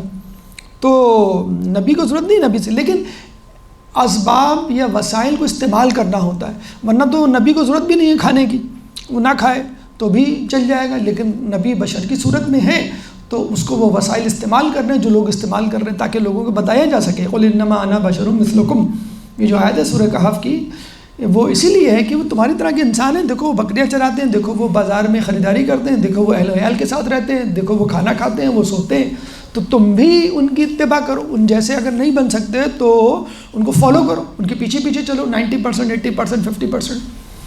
تو یہ غلہ بانی کے حوالے سے گفتگو ہوئی۔ اب آئیے دوسرے پیشے کی طرف، تجارت۔ ایک درود پڑھ دیں محمد والے محمد۔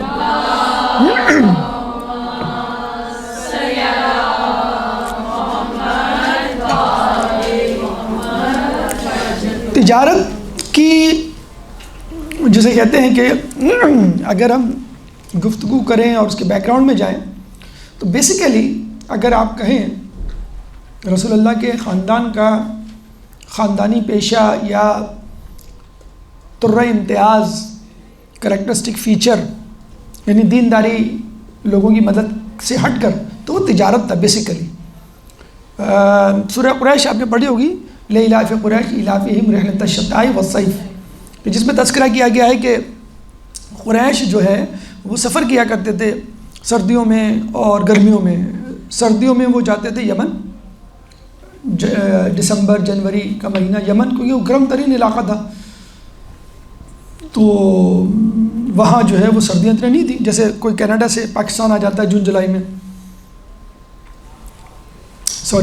جون جولائی میں نہیں، دسمبر جنوری میں، تو اس کے لیے یہاں کی سردی کینیڈا کی گرمی ہوگی، اور گرمیوں میں یہ لوگ چلے جاتے تھے شام، یعنی کوئی عرب علاقے کا شخص جو ہے وہ ایسی جگہ چلے جائے جہاں پر بہت زیادہ گرمی نہ ہو. جیسے کینیڈا ہے، وہاں جون جولائی میں آپ چلے جائیں تو وہ وہاں کی 26 ڈگری کی ہوتی ہے گرمی، جو آپ کا اے سی کا ٹیمپریچر ہوتا ہے آپ رکھتے ہیں اپنے گھروں میں.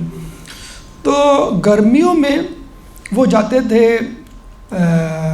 شام، ٹھیک ہے، کیونکہ ٹھنڈا علاقہ تھا، اور سردیوں میں جاتے تھے وہ یمن، کیونکہ وہ گرم علاقہ تھا. تو جنوری اور دسمبر بہت اچھا موسم ہوا کرتا تھا. تو عربوں میں، مکے والوں میں صاحب ایلاف، سفر کرنے والے 4 لوگ تھے. نمبر 1 بنی ہاشم کے سردار جناب ہاشم، جو گئے تھے شام، اور شام کے بادشاہ سے ایک ایگریمنٹ کر کے آئے تھے کہ ہمارے اور آپ کے درمیان تجارت ہوا کرے گی.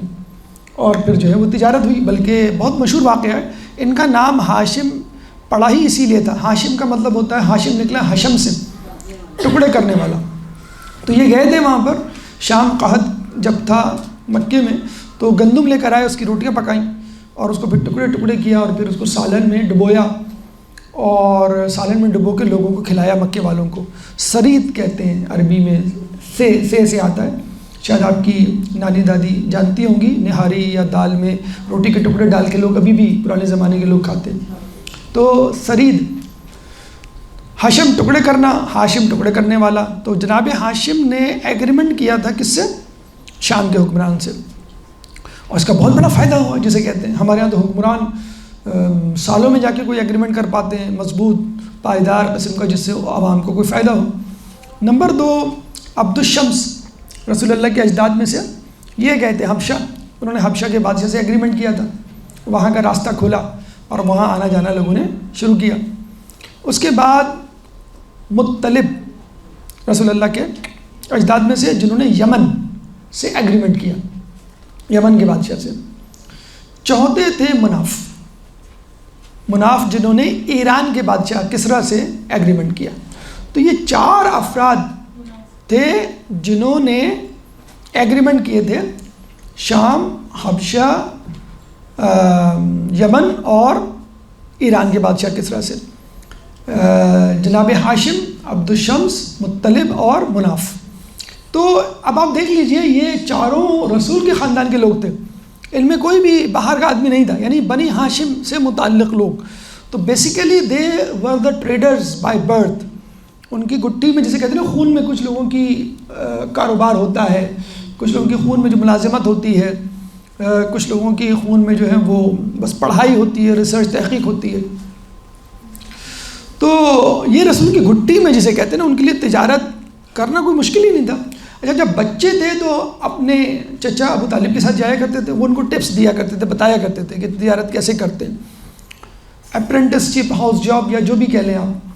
تو آپ کو یاد ہوگا پہلا جو سفر تھا شام کی طرف، بحیرہ جو راہب ملا تھا، جس نے رسول کو دیکھ کر فوراً پہچان لیا تھا اور ابو طالب کو بلا کر کہا تھا کہ یہ شخص جو ہے وہ بچہ نبی بننے جا رہا ہے.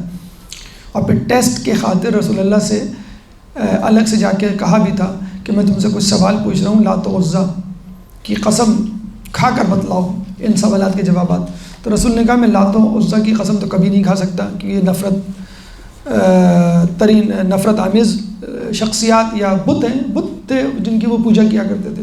تو اس کا یقین اور ہو گیا. پھر اس نے رسول اللہ کے شانے پر مہر نبوت دیکھی تھی.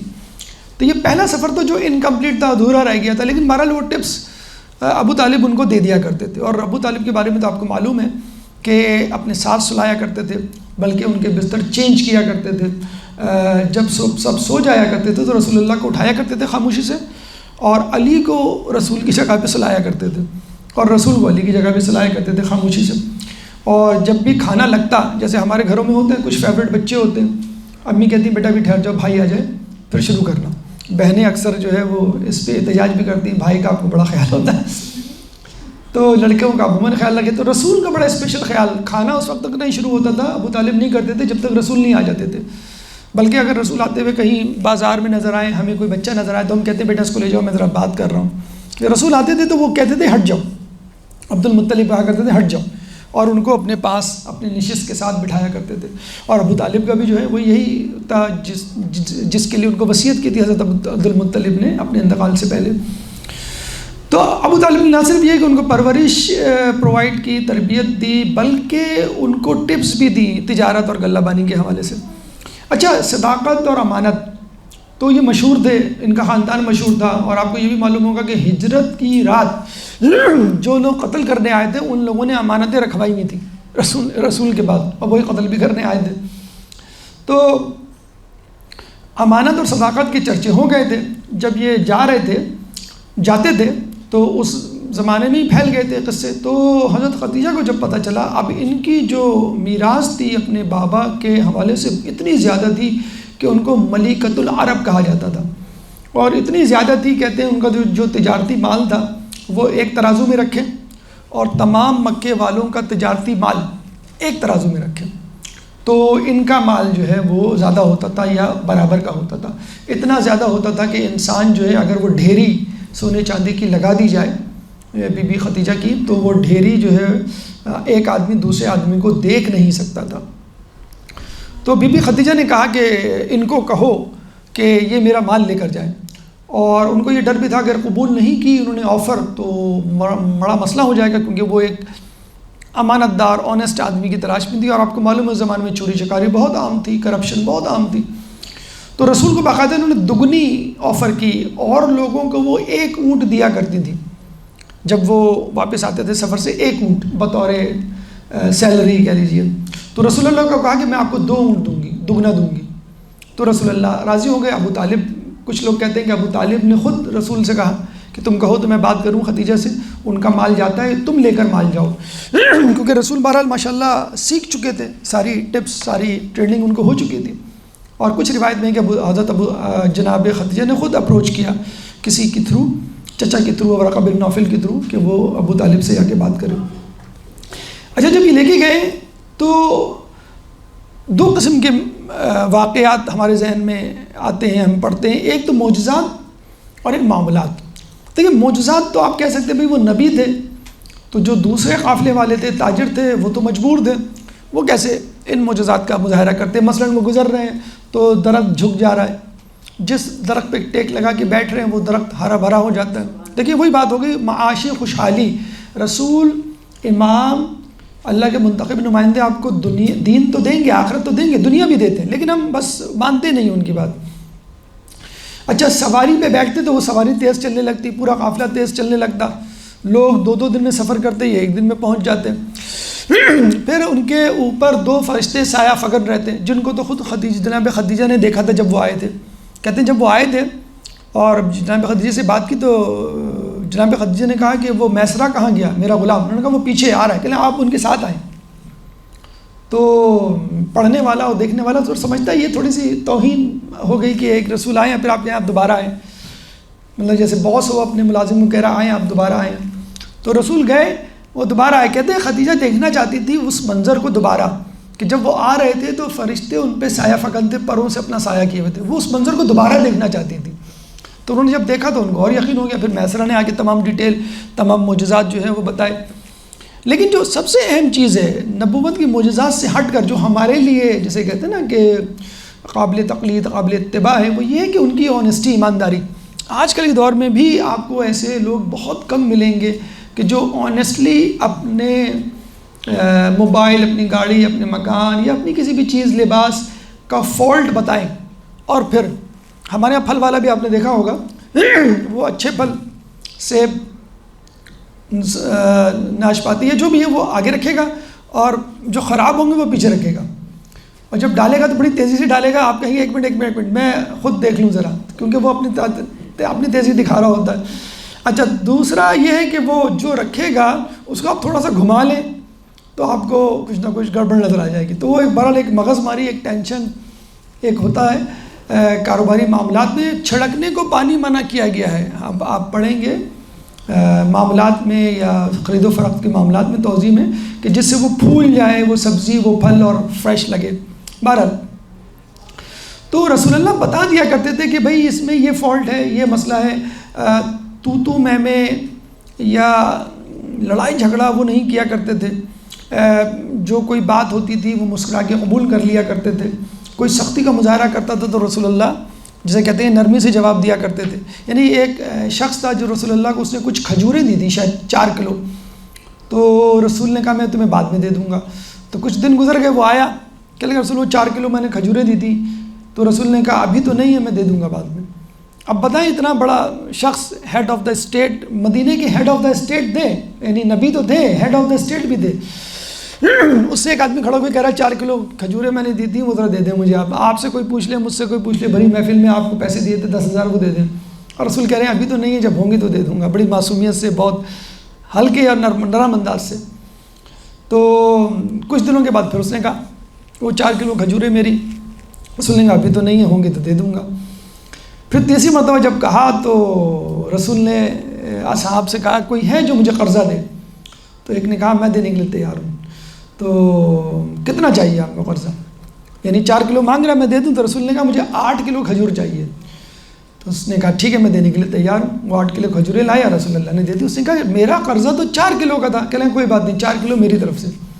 دیکھیں ان الحسنات یذہبن السیئات، قرآن میں اللہ فرماتا ہے کہ برائیوں کو اچھائیوں سے، ہمارا کیا ہے کہ تم ایک سناؤ گے تو میں 2 سناؤں گا. اینٹ کا جواب میں پتھر سے دوں گا. خاندانوں میں بھی یہ ہوتا ہے، دوست احباب اور کاروبار میں بھی ہوتا ہے. کوئی برائی کا جواب اچھائی سے نہیں دیتا ہے. تو رسول نے کہا کوئی بات نہیں، یہ 4 میری طرف سے. یعنی اس کو زیادہ جسے کہتے ہیں کہ دینا کہ جو آپ کے ساتھ سختی سے پیش آ رہا ہے. تو رسول اللہ بتا دیا کرتے تھے اس میں یہ فالٹ ہے. اور وہ لوگ گھور گھور کے دیکھا کرتے ہیں تم کون ہو، کوئی نئے آئے ہو، تم کیا مسئلہ ہے، تم تو الٹا بتا رہے ہو. اور ان کے جو قافلے والے تھے وہ پریشان رسول سے، بھیا اس طرح اگر آپ بتائیں گے تو کون قبول کرے گا. اچھا کچھ لوگ تو صرف رسول کو دیکھنے کے لیے آ جاتے تھے، یہ کون ہے، نعوذ باللہ من ذالک، بے وقوف تاجر کی جو اپنی مال کی خرابیاں بتا رہا ہے. تو دیکھنے آتے تھے یہ کون سا اچھمبا ہے ان کے نزدیک. تو اچھا ایک دفعہ رسول اللہ کہیں جا رہے تھے، انہوں نے کہا کہ اپنے ساتھی کو ذرا یہ مال کی حفاظت کرنا، میں آتا ہوں ابھی. تو یہ اونٹ ہیں اور یہ اتنے کے اونٹ ہیں، ایک اونٹ اس میں لنگڑا ہے، اس کی قیمت آدھی لینا. اب یہ رسول چلے گئے، اب واپس آئے تو سارے اونٹ غائب، بک گئے سارے. انہوں نے کہا پیسے کہنے پیسے اتنے، کہہ لیں گے وہ جو لنگڑا اونٹ تھا اس نے کہا کہ او رسول میں محمد میں بتانا بھول گیا، وہ میں نے ایسے ہی دے دیا اس کو. اب رسول دیوانہ وار بھاگے اس شخص کو ڈھونڈتے ہوئے اور اس تک پہنچے اور اس کو کہا کہ بھئی معافی چاہتا ہوں، آپ کے پاس ایک لنگڑا اونٹ آ گیا، اس کے یہ پیسے. تو رسول نے آدھے پیسے واپس کیے اور وہ حیران و پریشان. اب اس نے جا کے تمام قبیلے والوں کو بتا دیا کہ بھئی یہ پہلی مرتبہ ہوا ہے تاریخ میں، عرب سے کوئی قافلہ آیا ہے، اس نے الٹا پیسے لینے کے واپس کر دی، یہ کہہ کے بھی اس میں لنگڑا اونٹ ہے. تو رسول کی جسے کہتے ہیں دھوم مچ جایا کرتی تھی، لوگوں کے مال بکتے ہی نہیں تھے کہ اس میں کچھ نہ کچھ گڑبڑ ہوگی، کیونکہ ہر کوئی کہتا ہے میرا مال صحیح ہے. یہ شخص بتا دیتا ہے کہ اس مال میں یہ گڑبڑ ہے، یہ مسئلہ. تو کہتے ہیں کہ جس طرح راہب بحیرہ نے پہچان لیا تھا ابو طالب کے جب یہ ساتھ تھے، تو شام میں ایک راہب تھا نستورہ، نون سین طا واو رے الف، نستورہ، اس نے بھی دیکھ کے پہچان لیا تھا کہ تم نبی ہو. اچھا وہ کہیں سے گزرا تو اس نے پھر ان کی سچائی کے چرچے سنے. اور پھر یہ بھی کہتے ہیں کہ کوئی شخص رسول سے کہہ رہا تھا کہ تم لات و عزا کی قسم کھاؤ، یعنی بت کی قسم کھاؤ تو ہم مان لیں گے تمہاری بات سچ ہے. تو رسول نے کہا میں لات و عزا کی قسم تو کبھی بھی نہیں کھاؤں گا. تو اس شخص نے کہا مجھے یقین ہے کہ تم ہی وہ ہو کہ جن کے بارے میں ہماری کتابوں میں مرقوم ہے، اور تم ہی نبی بنو گے، کیونکہ وہ دیانتدار بھی تھے اور لات و عزا کی قسم بھی نہیں کھاتے تھے. تو معجزات اپنی جگہ، آپ کو کوئی معجزات کا حامل ہونے کے لیے نہیں کہہ رہا کہ آپ جب تک ان معجزات کے حامل نہیں ہوں گے کامیاب نہیں ہوں گے، رسول کے امتی نہیں کہلائیں گے. آپ کو کہا جا رہا ہے دیانتداری کرنے کا جو رسول اللہ نے انجام دی. آج کوئی ایک دکاندار آپ کو نہیں ملے گا، اور تھوڑا سا بھی ایماندار تاجر یا دکاندار مل جائے تو آپ اس کی دکان نہیں بھولتے. کبھی یہ آنیسٹ ہے، یہ جو ہے ہمیں بتلا دیتا ہے کہ کیا صحیح ہے کیا غلط ہے، کس مال میں خرابی ہے اور کتنے کا ہونا چاہیے. امام زمانہ کا جو ہم پڑھتے ہیں واقعہ تالے والے کا، اللہم صلی علی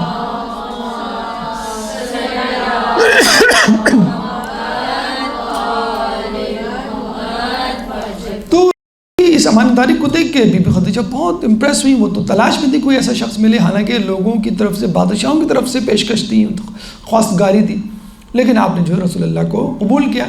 جب اس میں بھی یہ تھا رسول اللہ کی طرف سے 20 اونٹنیاں دی گئی تھیں، یعنی نعوذ باللہ رسول اللہ بالکل قلاش مفلس نہیں تھے. تو 20 اونٹنیاں دینے کا مطلب ایک ریزنیبل اماؤنٹ ان کے پاس تھی. وہ ٹھیک ہے مڈل کلاس کے تھے، لیکن قصب معاش کر کے خود کمایا کرتے تھے.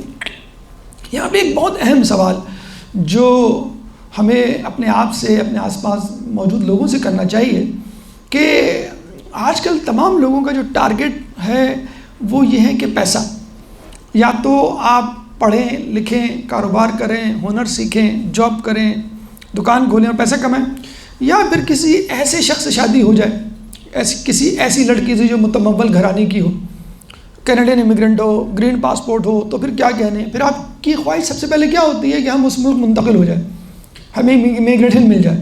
مطلب بعض اوقات تو یہ ہوتا ہے کچھ ہوتی بھی نہیں لڑکی یا لڑکا، دونوں صورتوں میں ایسا ممکن ہے، لیکن گرین کارڈ ہوتا ہے، نیشنلٹی ہوتی ہے، لوگ جو ہے فوراً وہ ہو جاتے ہیں، ٹیمپٹ ہو جاتے ہیں. رسول کے پاس بعض اوقات خیال آتا ہے کہ رسول کے پاس بہترین اپارچونیٹی تھی، جناب خدیجہ کو لے کے شام شفٹ ہو جاتے، وہاں گھر بار بناتے، وہاں کی نیشنلٹی لیتے، گرین کارڈ لیتے اور پھر وہیں رہتے. کیا ضرورت تھی مکے کے جاہل معاشرے کو منہ لگانے کی؟ ملکۃ العرب سے شادی ہوئی تھی اور وائنڈ اپ کرتے اپنا کام جو کر رہے تھے. لیکن دیکھیں انہوں نے اپنی بیوی کی ساری دولت کو خرچ کر دیا. ایک تو وہ ہوتا ہے نا کہ جس کی نظریں لڑکی کے مال پر ہوتی ہے اور وہ انجوائے کرتا ہے، رسول نے انجوائے نہیں کیا، اس کو خرچ کر دیا. اب یہ بھی دیکھیے بی بی خدیجہ حالانکہ مالی اعتبار سے رسول ان کے سامنے کچھ بھی نہیں تھے، اور بی بی خدیجہ کے پاس سب کچھ تھا. حالانکہ وہ چاہتی تو یہ کہہ سکتی تھی بھئی یہ سب چیزیں چھوڑ دو، یہ تو مسئلہ ہو جائے گا، ہمارا پاس جو مال ہے، کاروبار ہے، وہ بھی ٹھپ ہو جائے گا. آپ اس عورت کی عظمت دیکھیے کہ اس معظمہ نے اپنی دولت، سونا، چاندی، مویشی، غلام، کنیز، مکے میں ورقہ بن نوفل اپنے چچا کو کہا کہ یہ جا کے رکھ دیجئے اور میری طرف سے اعلان کر دیجئے. کیا اعلان کر دیجئے؟ کہ آج سے میرا مال، میرے مویشی، میرے کنیز، میرے غلام سب اور میں سب محمد کے، وہ جیسا چاہیں تصرف کریں. دیکھیے بی بی خدیجہ کو کہنے کی کیا ضرورت تھی؟ مطلب وہ صرف یہ کہتی تھی میرا مال، میرے مویشی، سونا چاندی، میرے غلام، میری کنیز، دیٹس اٹ، سب محمد کے، وہ جیسے چاہیں تصرف کریں. لیکن وہ کیا کہہ رہی ہے؟ میرا مال، سونا چاندی، مویشی، غلام، کنیز اور میں، یعنی میری حیثیت کنیز کسی، میری حیثیت غلام کسی، میری حیثیت سونا چاندی، ایسیٹس کسی، جیسے چاہیں تصرف کریں، میں کچھ نہیں کہوں گی. تو یہ ہے کنیزی میں دینا اپنے آپ کو، یہ ہے غلامی میں دینا رسول اللہ کی، کہ اتنی بڑی ملکہ، اتنی بڑی متمول گھرانے کی خاتون وہ کہہ رہی ہے کہ میرا سب کچھ آپ کا، اور لوگوں کے سامنے کہہ رہی ہے، اکیلے میں تنہائی میں نہیں کہہ رہی کہ آپ جیسے چاہیں یوز کریں، میری طرف سے کوئی آپ کو وہ نہیں ہے، جیسے کہتے ہیں کہ ممانعت، لوگوں کے سامنے تاکہ لوگ گواہ رہیں، پورا مکہ گواہ رہے. یعنی کہتے ہیں کہ جب رسول اللہ، یہ جناب خدیجہ کی وہ سونے چاندی کی ڈھیری لگائی گئی مسجد نبوی کے یا مکے میں، جو ہے وہ جگہ بھی ہے جہاں پر یہاں پہ تجارت کا مال آیا کرتا تھا، تو کہتے ہیں کہ سونا چاندی کی ڈھیری جو تھی جناب خدیجہ کے مال کی وہ اتنی تھی کہ ایک شخص جو یہاں کھڑا ہوتا تھا وہ دوسرے شخص کو نہیں دیکھ سکتا تھا جو دوسری طرف، یعنی 6 فٹ سے اونچی ڈھیری سونا چاندی کی، کتنا کلو، کتنا زیادہ مال ہوا کرتا تھا. تو بی بی خدیجہ کا اتنا بلائنڈ ٹرسٹ اور رسول اللہ کا اس پیسے کو پازیٹیو یوز. وہ جسے کہتے ہیں نا، وہ ایک جگہ میں پڑھ رہا تھا کسی کا اسٹیٹس کے کہ ہم لوگوں پر اندھا اعتماد کرتے ہیں اور پھر لوگ ہمیں بتلا دیتے ہیں واقعی ہم اندھے ہیں. تو ایسے جلے کٹے اسٹیٹس بھی پڑھنے کو ملتے ہیں اور دلچسپ بھی ہوتے ہیں، بعض اوقات حال دل بھی ہوتا ہے، خاندانی معاملات بھی لوگ ڈسکس کرتے ہیں. لیکن کسی نے کیا خوب لکھا ہے اسٹیٹس پہ کہ ہم لکھتے کسی اور کے لیے، پڑھتا کوئی اور ہے، سمجھتا کوئی اور ہے. تو یہ بھی آج کل ایک انڈر دا ٹیبل جنگ چل رہی ہوتی ہے. انہوں نے یہ کہا چلو ٹھیک ہے، ویسے نہ دو، نہ گروپ پہ ڈالو، اسٹیٹس پہ ڈال دو، وہ خود سمجھ جائیں گے سمجھنے والا. پتہ چلا کہ کوئی اور آدمی جو ہے وہ کچھ اور. اتنے کنفیوژنز، اس پہ تو پورا لیکچر انشاءاللہ کبھی ہوا تو ہم دیں گے واٹس ایپ کے اسٹیٹس پہ کہ کیا ہونا چاہیے، کیا نہیں ہونا چاہیے، اور کس طرح کے لوگ کس قسم کا اسٹیٹس ڈال رہے ہیں، تو وہ کیا سمجھ رہے ہوتے ہیں اور کتنا نقصان لوگوں کو بہرحال پہنچ رہا ہوتا ہے. تو بی بی نے دے دیا، اور پھر واقعات ہیں، آپ نے بھی پڑھے ہوں گے کہ کس طرح رسول اللہ نے اس دولت کو لٹایا. اور پھر اللہ تعالیٰ نے اس ایثار کو، اس قربانی کو قرآن میں اس کا ذکر کیا، سورہ ضحیٰ آیت نمبر 8 میں، وَوَجَدَكَ عَائِلًا فَأَغْنَىٰ، کہ ہم نے جب تمہیں مفلس پایا، تنگدست پایا، تو تمہیں امیر کر دیا. تو مدد کی اور احتیاج برآوری کی اور تم کو صاحب ثروت بنایا تھا بی بی خدیجہ نے. ذمے کس نے لیا؟ اللہ نے. سرپرستی صاحبان کس نے دی تھی؟ ابو طالب نے۔ اللہ نے کہا یہ میرا صاحبان ہے۔